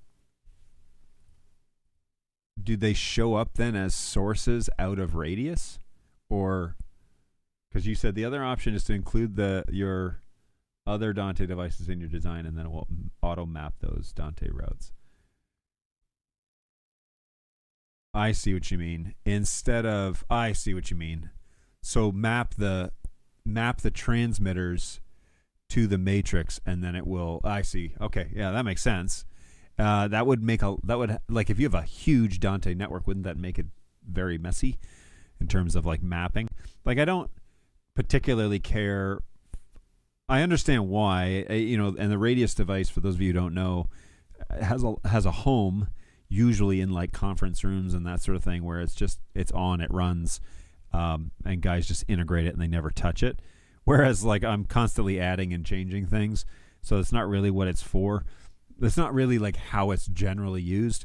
But yeah, if you were, instead of mapping, I see what you mean, Doug. Instead of mapping in Controller your transmitter to a Radius input and then sending that, you would bring the belt pack itself, transmitter, into Composer and then map that to the correct channel, and then it would know what it is. Yeah, that makes total sense. Okay. Interesting indeed. Okay. I mean, I like it. It is one way to do it, I guess. I think though, because my Dante network is, well, honestly, this is just so much cleaner, and it's one place that, so if I'm having issues with somebody, it's one of the first places I go. I look and I'm like, am I even getting signal from them? So it's kind of nice to have them mapped. But with the knowledge that you just dropped on this thing, turn this off. Oh, and it stays off. So I don't have to necessarily remember to do that next time. So uncheck this box. When you hit OK, it pushes it. Then it doesn't wipe all of those settings. But then here, because I'm planning on having additional sources, which I already do technically, but because I'm planning on I have an X32 that has a Dante card and so on, then it makes it a lot tidier to have the Dante device linked to a channel, which is labeled, and then, it's a little easy peasy that way. And then you just save your preset and recall it when it's time to, well, and I shouldn't have to, quite frankly. Now I have like 3 methods to troubleshoot, but I shouldn't have to actually do that anymore because it won't break it like it was because of the way that we're pushing it live. So that's super helpful. Awesome. Well, that's good stuff. Well, I know you can't stay, so off you go. But thank you so much for stopping by, man. I feel so honored that you jumped in and dropped some knowledge on us. That was great. I'm off to a meeting. Thanks for the mention. Best of luck. Same. Maybe we'll see you at NAB. Take care of yourself, Doug. Always a pleasure. Thank you for coming on by. Well, that's pretty cool. Oh, he also wrote, the only thing you lose by turning off that checkbox in composer naming is composer naming your Dante inputs and outputs. So, oh, I see what you mean. It wasn't doing that anyways. It wasn't pushing the names to controller. They were blank as well. So I wonder,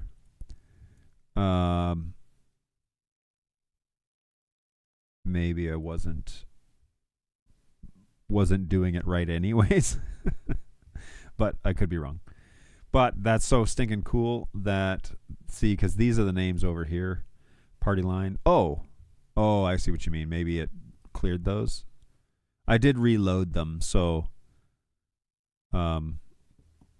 maybe it saved the configuration and then put them in here for me. Very cool, very cool. Okay, so to recap. What the show was actually about, which is hilarious.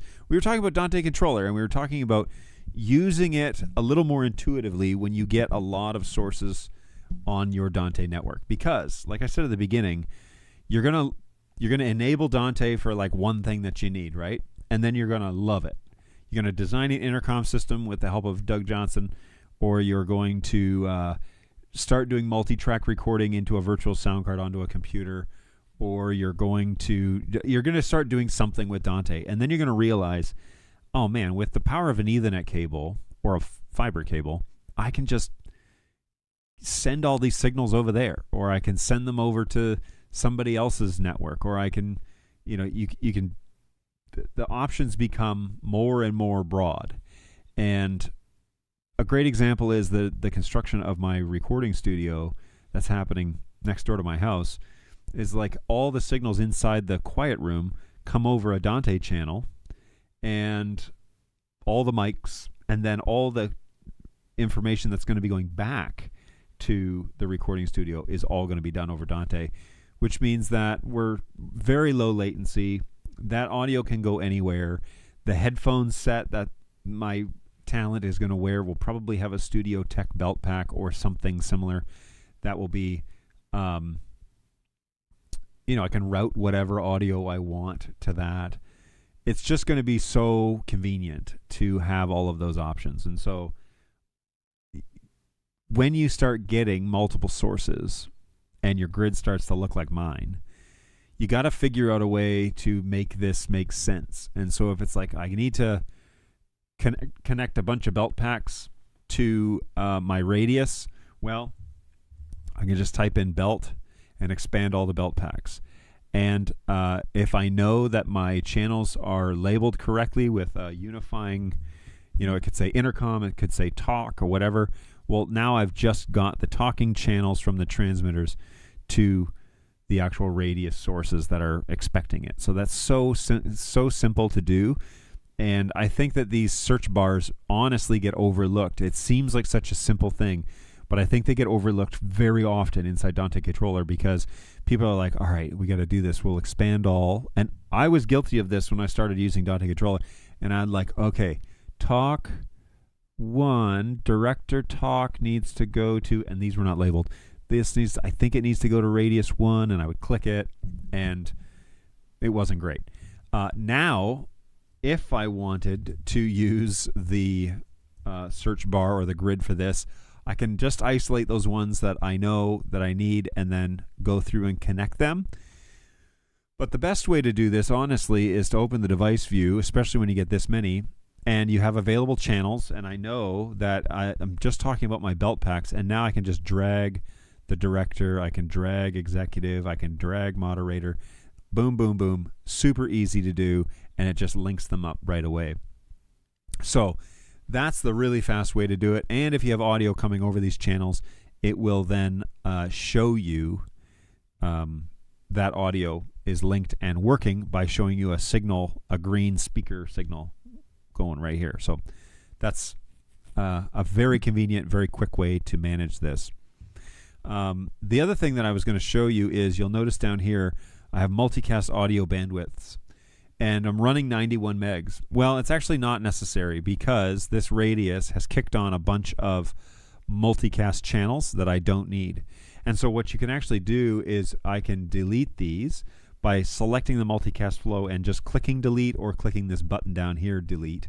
And as we get rid of those multicast flows, now I only need the top 8, which goes down here to Dante out channel 8. Okay, so it's just this as the multicast flow. The rest of them don't need to be a multicast because I'm not using them right now. But I've got 8 channels: party line 1 left, party line 1 right, party line mono, party line Vox, back to soundboard, team audio, director's audio, and Dante out. Those 8 channels. Now if I close this down, boom, baby, 16 megs. That's the whole transmit going on this network, is a multicast flow. It's 8 channels of multicast all put together, and they're going out to my network, which is literally one switch at this point, and it's only 16 megs on the wire instead of 91. So if you have a DSP that has multiple multicast workflows that you're not using, get rid of them, and it lightens that load substantially. What on earth? Substantially, when you really don't need it. You don't need that many. So it's hopefully that's helpful. I'm sure that you've spoken about this, but what's the bridge to connect wirelessly to a belt pack? What's the bridge? Say that one more time. Are you talking about something in here? No.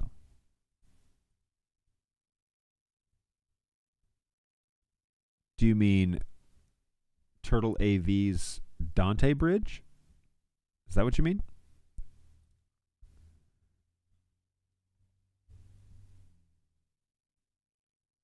Just a slight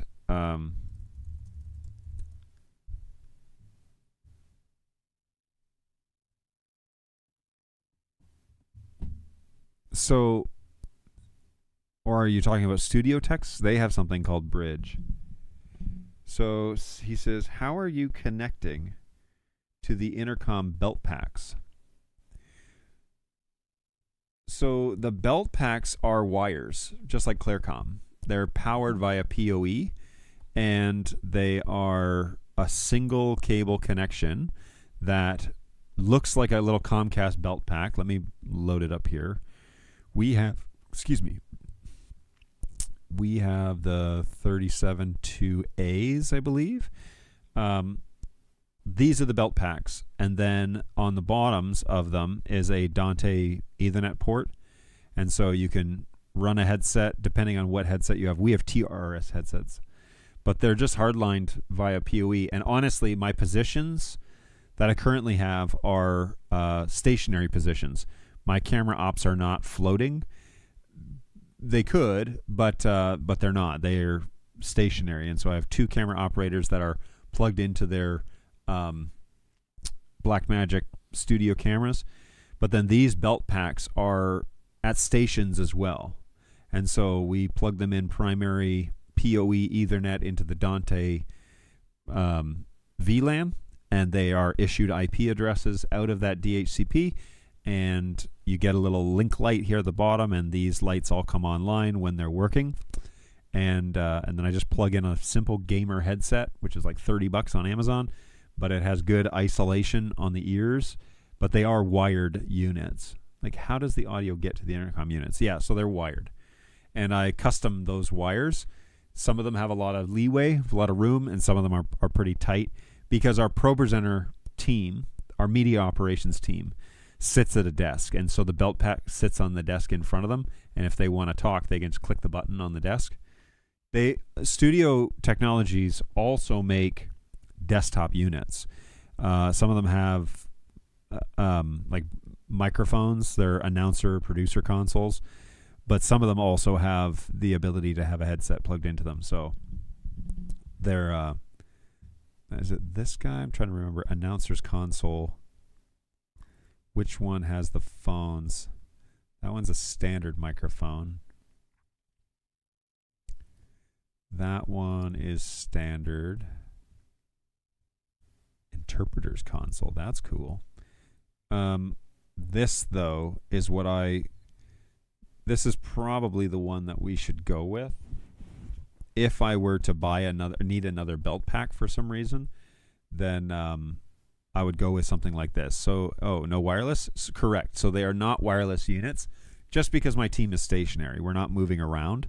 And so we get on headsets at 9:21 is kind of the deadline on a Sunday morning. We all get on headsets, and then we start talking through.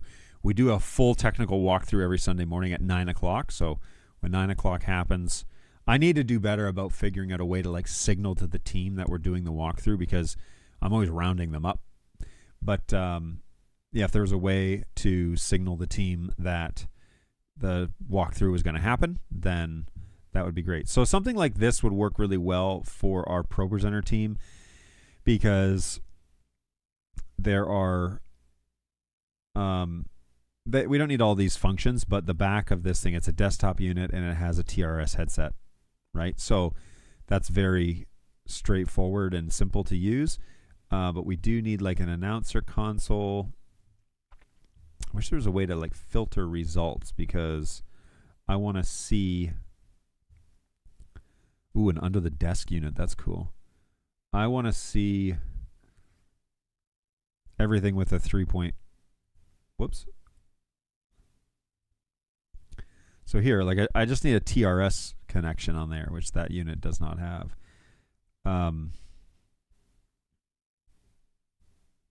It's not super typical on these to have TRS, so it doesn't surprise me too much.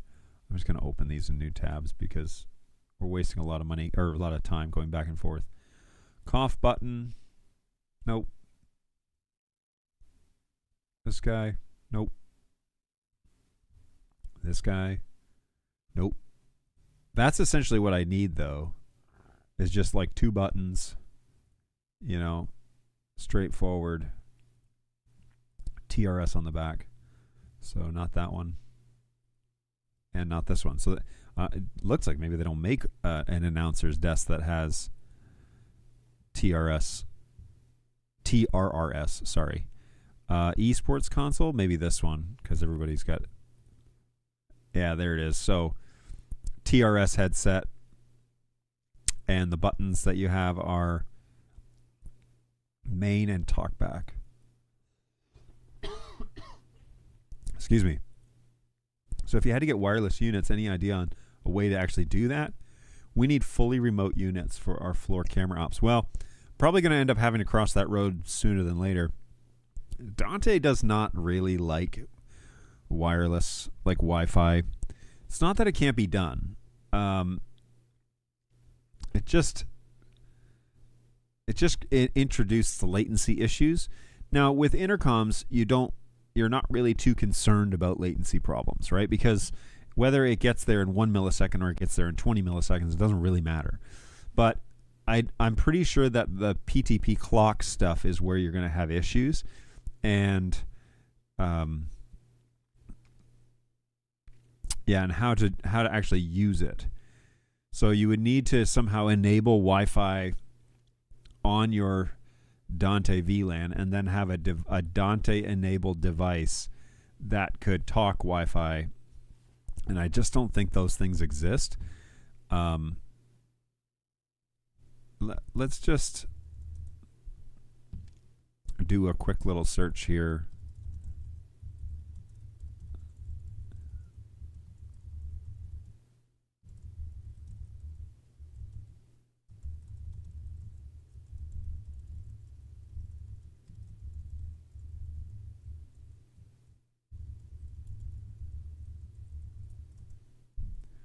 See what we can come up with. It's a good question.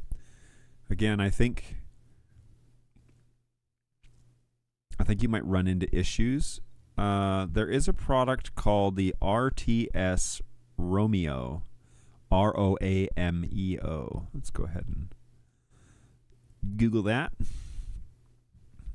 It is a wireless-based intercom system, professionally used. Wireless intercoms. Is it Dante, though? I don't see.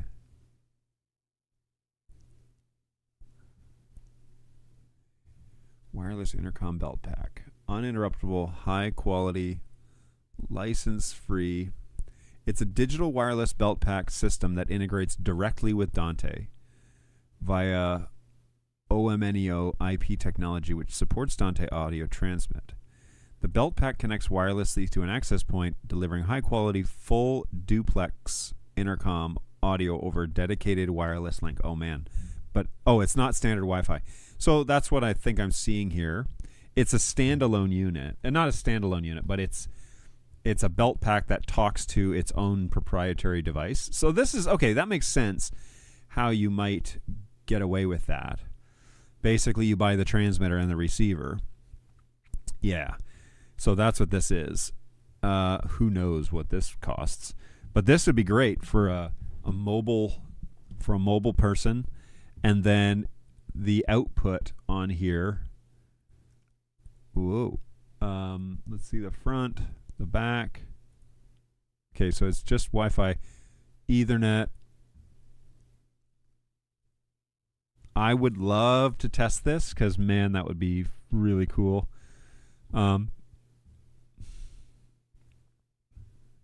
More specs. It says it integrates with Dante, but does it?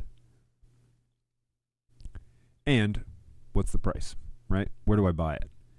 So contact us, intercom headsets, digital matrix, wireless, party line.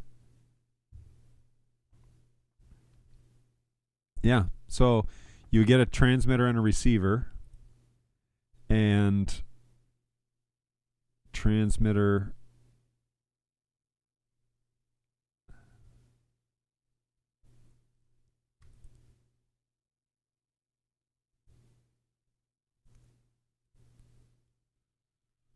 just trying to here, yeah, transmitters, receivers. It's a cool idea. Runs on its own frequency, 5-pin female headsets. Let's look at the photos real quick of this guy again one more time. Is there a bottom view somewhere? Here we go.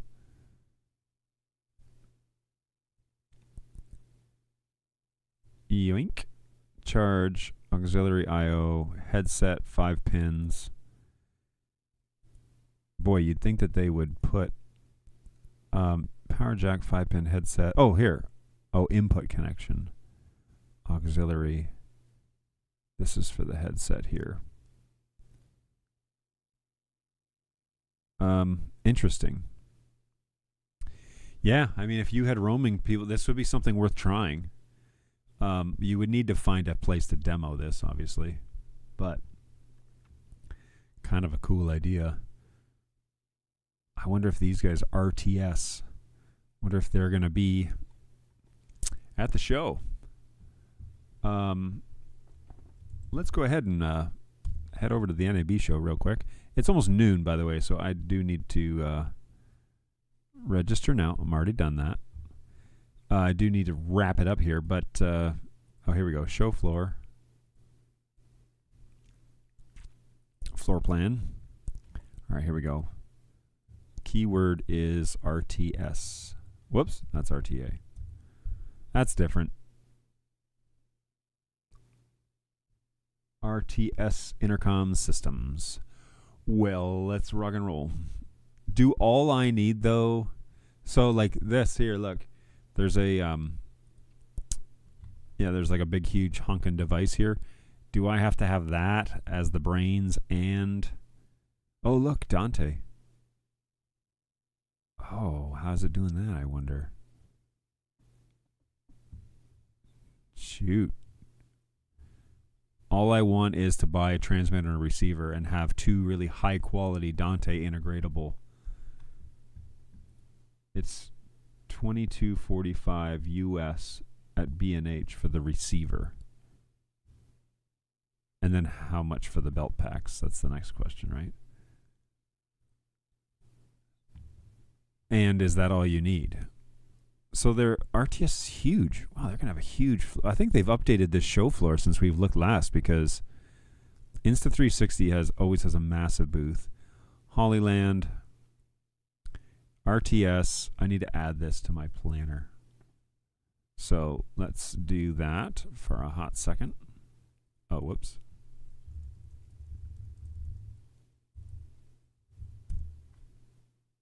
I am not a robot.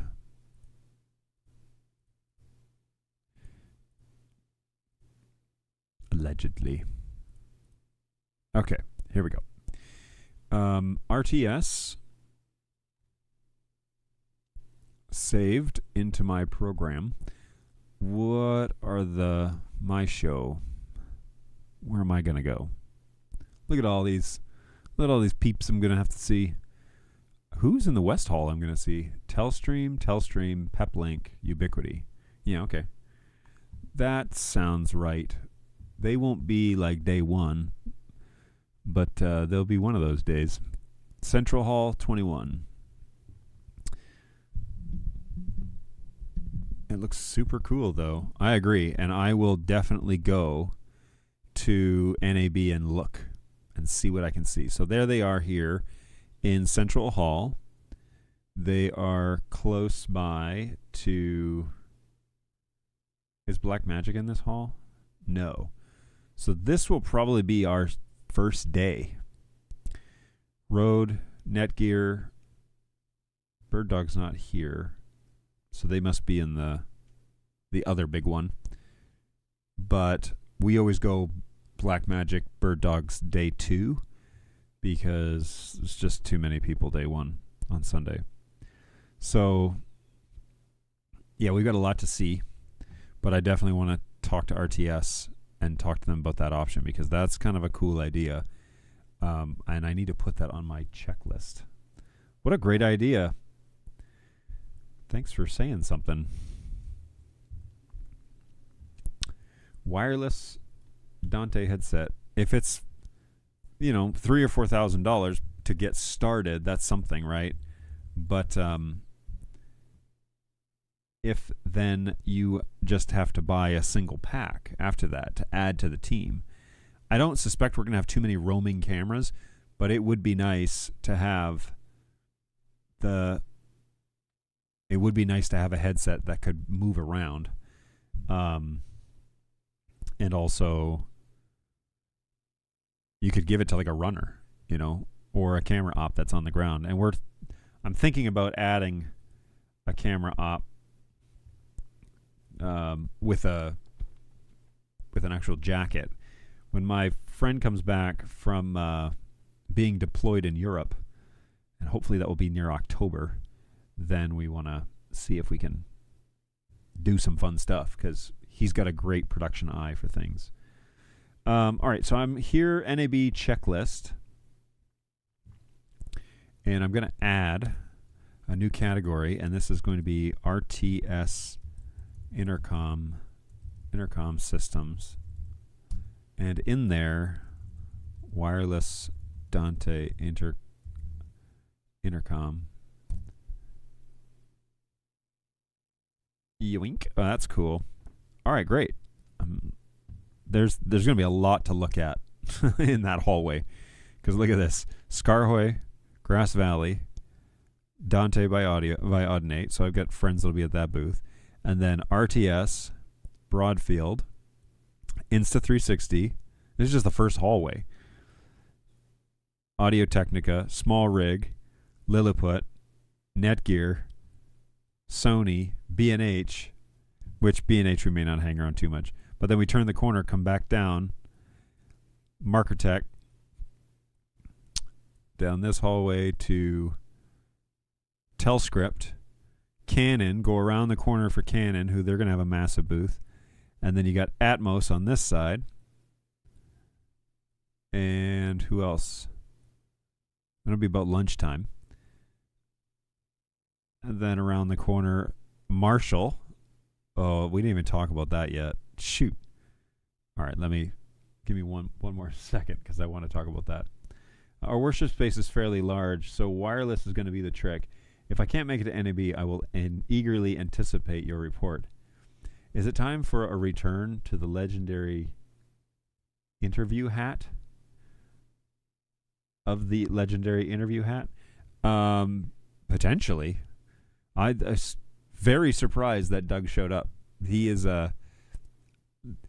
he's one of those guys on YouTube that you see and you never think you'll have any interaction with them, and then one day they pop up in the chat, and that was stinking cool to have him show up and give me some very helpful tips. I'm very happy that he was able to solve two of my problems in about 3 minutes. So bravo, shout out everybody. You got to subscribe to Doug Johnson Productions. He is got some amazing ideas over on his channel, and he does it for a living. Like, he's the real deal. So he is out there testing that stuff. And then Osbot, which I'm not particularly interested in their stuff, but I want to go and look. I want to see what they've got.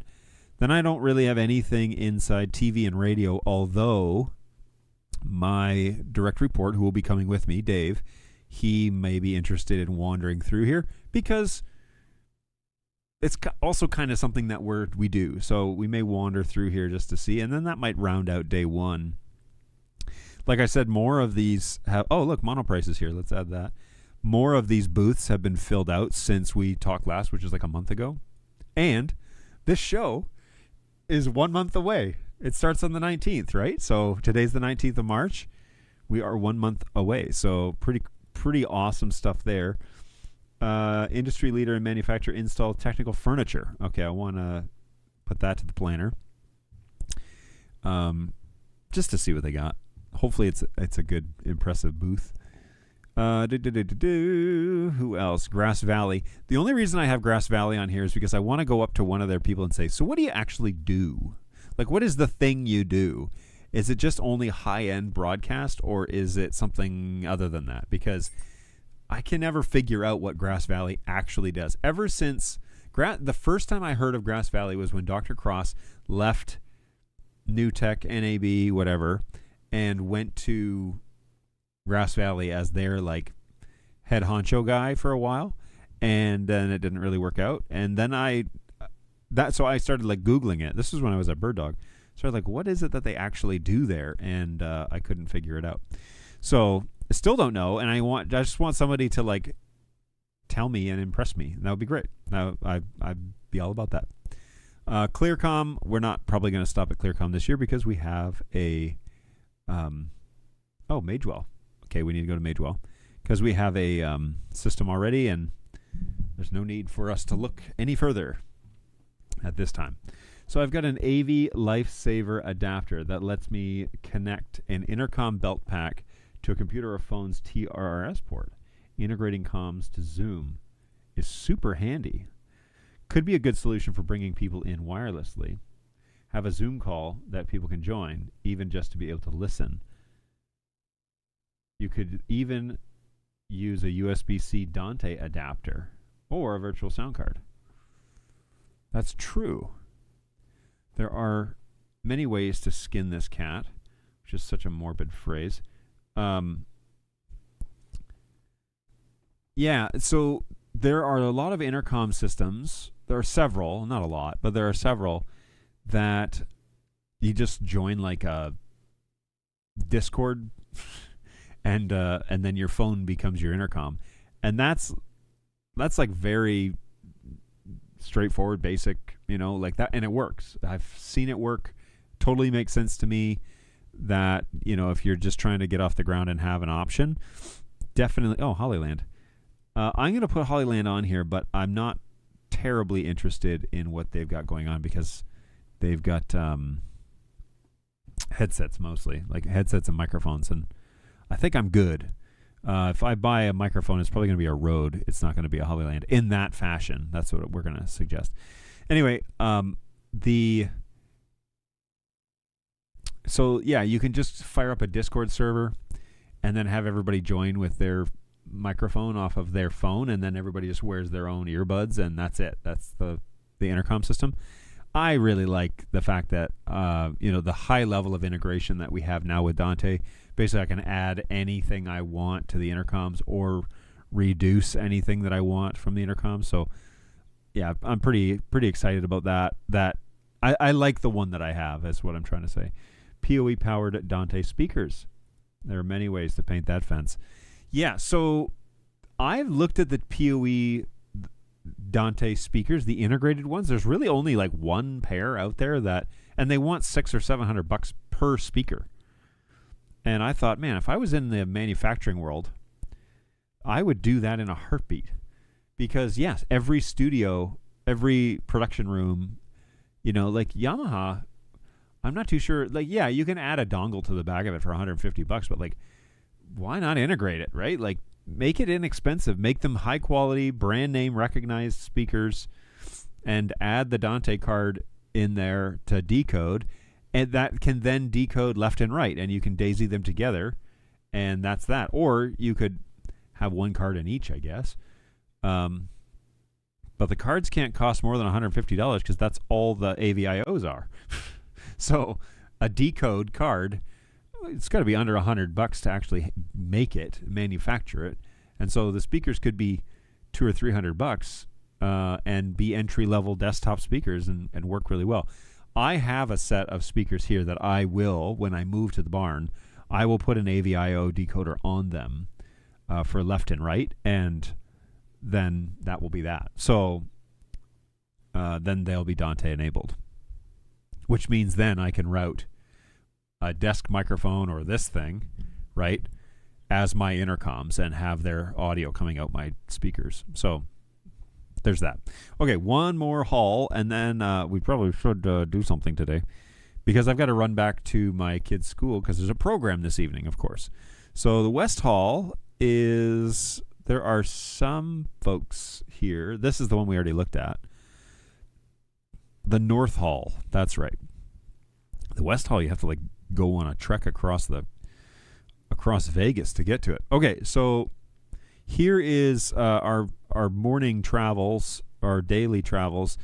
This one's got more people kind of filling out the booths as well. So we're going to look closely and see if there's anything else outstanding that we want to go and see. A lot of these booths will fill up like the last 2 weeks because they'll run sales and specials. So Kilo View is here. That's funny. Bird Dog and Kilo View are right next to each other. Bird Dog is there. This looks like VMix. Might pop into Legrand. Not too sure what they have going on, but put it on my map at least. IDA Imaging.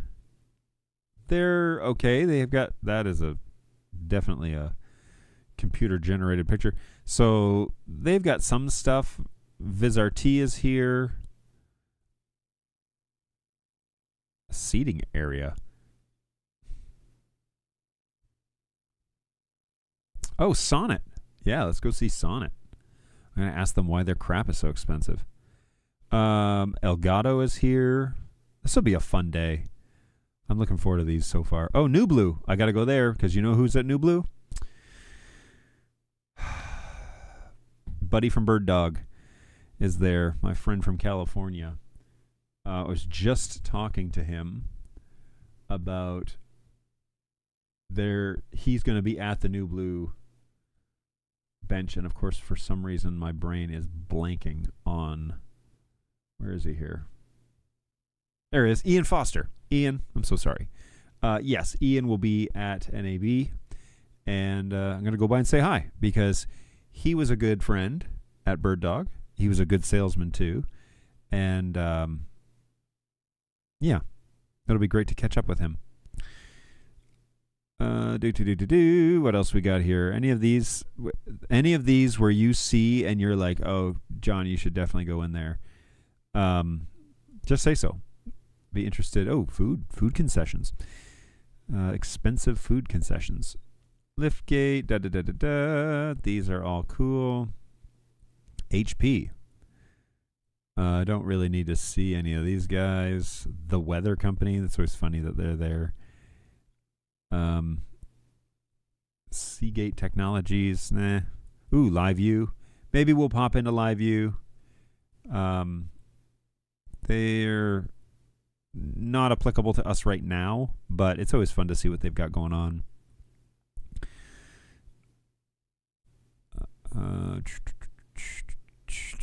None of these I quite recognize. Main stage. All right. G&D. They're KVM guys. Good stuff. And any of these guys? Nope. Arista. Might poke my head into Arista and see what they got going on. They kind of talk over you, but that may just be me from the past and not necessarily giving them a valid chance. There's X Keys right there. Surprised X Keys and vMix aren't closer together, but you know, it is what it is. LiveView gets plenty of money from me. Hey, if it's the way that you make it work, then it's all good. As long as they're not bleeding you dry. Okay, this is Logic keyboard. They were there last year, and the guy was like giving away keyboards or like half price or whatever. But I have this keyboard, and it's really hard for me to give it up, which is the Logitech Business MX keyboard. I don't want to not give it up necessarily, but these keyboards are all shortcuts for like specific programs. So if you spend all day in DaVinci or you spend all day doing specific things, they're helpful to have. But anyways, we'll check them out. Sanken microphones. This guy we talked to last year because we have a microphone position that people just stand up and talk behind that's live on stage, and I would love to remove the microphone and use a shotgun in that space. But and get it off camera is, I think, what I'm trying to say. PTZ Optics is also there. So I'm going to stop by Sanken again. They were really informative.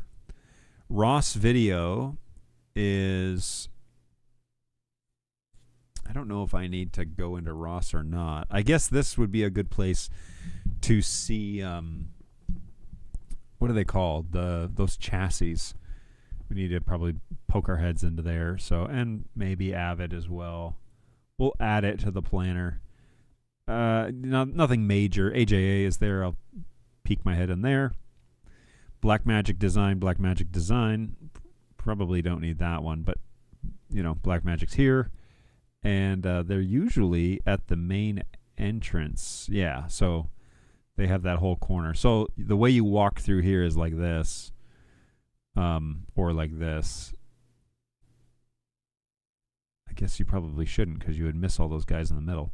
But anyways, it's a huge place. So then that's kind of the end of that day. One thing I was going to mention to you guys before I sign off here. I am looking for a box camera. Like I said earlier in the show, and then we never talked about it. I'm looking for a box camera, 2 actually, for that new recording space. I don't really want to spend $1,000 on each camera, but I don't really have a choice. I might be able to get a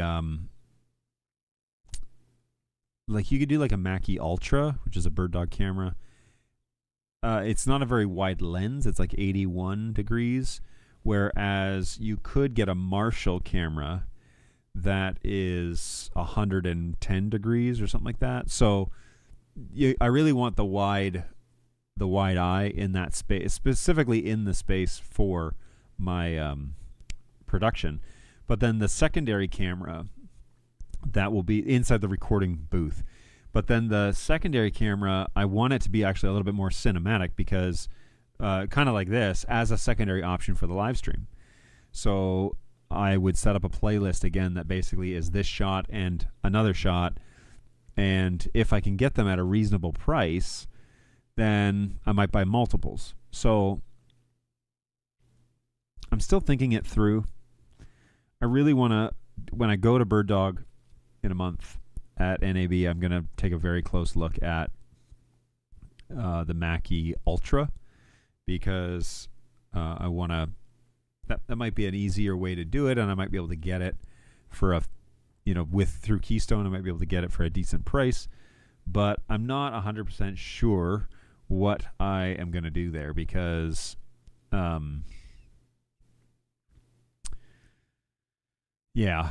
there's a lot of options, and the Marshalls, I've seen the Marshall sensors and lenses and builds, and they are very industry standard for like control rooms, which is kind of what I'm thinking. It's kind of what I want, but no idea if I'm going to go that route or not.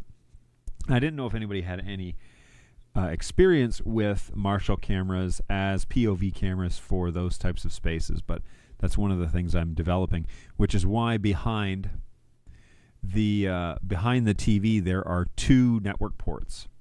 One is for a NDI decoder of some sort, and one is for a camera, an Ethernet PoE enabled NDI camera. So I'm open to options. It needs to be PoE, needs to be NDI, but outside of that, what options do I have, right? There's also a good chance I'm going to have to buy another network switch here, because I'm probably going to run out of ports. Whether that is housed inside the recording booth or inside my network rack, probably the network rack. But I've only got 8 PoE ports on this Netgear switch, and I think I'm using at least 4 of them in this configuration, so I'm probably going to max out pretty fast with more cameras and more Dante and all of that. Anyway, so yeah, I've got network. I was actually really tempted to run another network line, because the TVs will probably have a network port, but honestly, I'm not going to be doing a lot of TV watching in that space. I'm probably more likely going to be connecting it via Wi-Fi and just dealing with it. So that is more realistic, and for the sake of bulk of cables, I think I'll just let it be Wi-Fi in there and be done with it. But yeah, this box that I had shown you earlier, this one right here, is you got 2 Ethernet in there, and then power 1 stud over, just to try and keep Ethernet and power separated a bit. But then the TV will go in between these boxes. It'll cover up these boxes, because this is 7 feet in the air, and then I'll mount some 2x4s between those studs, and then I will mount the TV to that. So great times. I'm very excited. I cannot wait to keep this thing going. Money is becoming the issue. I do have some side projects that are on the way. Keystone is actually doing projects right now, so once those get completed and delivered, then payment will be due, and that'll be great. We'll get that all kind of squared away here in the next couple of weeks. Waiting on the next project, actually, trying to figure out what that is. But Keystone is doing stuff, and that takes me to, hey, I can actually help you with your network if needed. I am a Netgear certified, whatever that means. I'm a Netgear certified guy that has all the levels I can get with Netgear, including AV over IP switching. I am a level 2 with AV, Netgear AV, so that's the end of that coursework for now. The level 3 will be next, but I also have switching for AV over IP, which is the one for the business class. I am a sales partner with them, not that I've ever had to use any of that, but I have inroads to getting large installs, securing good pricing for large installs. And then I'm a level 2 Dante certified, which I need to get my level 3. That one is a little bit more involved from what I hear, but I need to commit the time to do that. So yeah, I have the certifications to help you with your 4250, 4350 installations, troubleshoot things. The real key for me, I find now, is getting experience using the products that plug into these protocols. So KVMs, all the Dante stuff, all of that. I am talking with Dante about potentially doing some more training with them, so I can speak that more fluently to my customers and offer quick solutions that are reliable. Honestly, Dante is very rock solid. especially in small scale, but as it scales, it seems to be working really well as well. So if you need help with your network in any way, with your AV network, I can certainly help on the Netgear side of things. I do strongly recommend that you buy the correct network infrastructure for what it is you're trying to do, and that on the low-end prosumer side is the Netgear 4250 line. On the commercial, like professional level, the 4350s are now the backbone, and you can even do something like cores or dual cores, which are 4500s. Those are really good as well. So as your needs expand and grow, there are lots of options. I can just at the very least offer you a quote, try and get you better pricing on your Netgear stuff. So let me know if you want to buy things. Maybe Keystone AV can help you get a better price. So let me know if you have anything like that, and be happy to assist. All right, that's it for me, guys. It is now 12:15. We've talked about way more than I thought we would, but I have loved today's show just because we did do a little bit of advanced configuration of Dante Controller. We also had Doug Johnson drop by from Doug Johnson Productions, and he helped me walk through a couple of trouble things that I was having with Composer, and got that all squared away. He is the originator of the Dante intercom system over Radius Composer, and man, that was fun. That was exciting to have him around and to be dropping in the chat. So really good stuff. I need to probably go and eat something because I haven't yet, just coffee. And in the meantime, take care of yourselves, folks. It's always fun to have you along for the ride. Thanks for keeping the chat alive. And we'll do it again next week. That's the plan, at least, for me to be back online. The next break that I have is... Oh, not NAB. The next break I have will be like end of May. So we're headed to Ontario in the end of May. So that will be the next time I think the show will be paused. But up until then, let's keep it going. I'll figure out what to talk about next week, and then we'll look for you in the chat. So thank you so much. Don't forget to subscribe to the channel. That helps me out big time. For those 600 people that are subscribed over on the Bird Dog John channel, this is the one that's alive. And so feel free to subscribe here too. I would love to have you along for that ride. And you can join me for the live chats or just watch the clips that show up. But take care of yourselves, everybody. Much appreciated. And we will definitely see you all in the future shows that are planned here coming up. So, hey, thanks, John. We'll talk soon. Appreciate it, Stephen. Always a pleasure to have you around. Be safe in Atlanta. Hey, have a great day. It's always nice to hang out. Agreed. Angus, always a pleasure. So thanks for coming along, everybody. Take care of yourselves. Take care of each other. We will see you all in the next one. Bye, guys.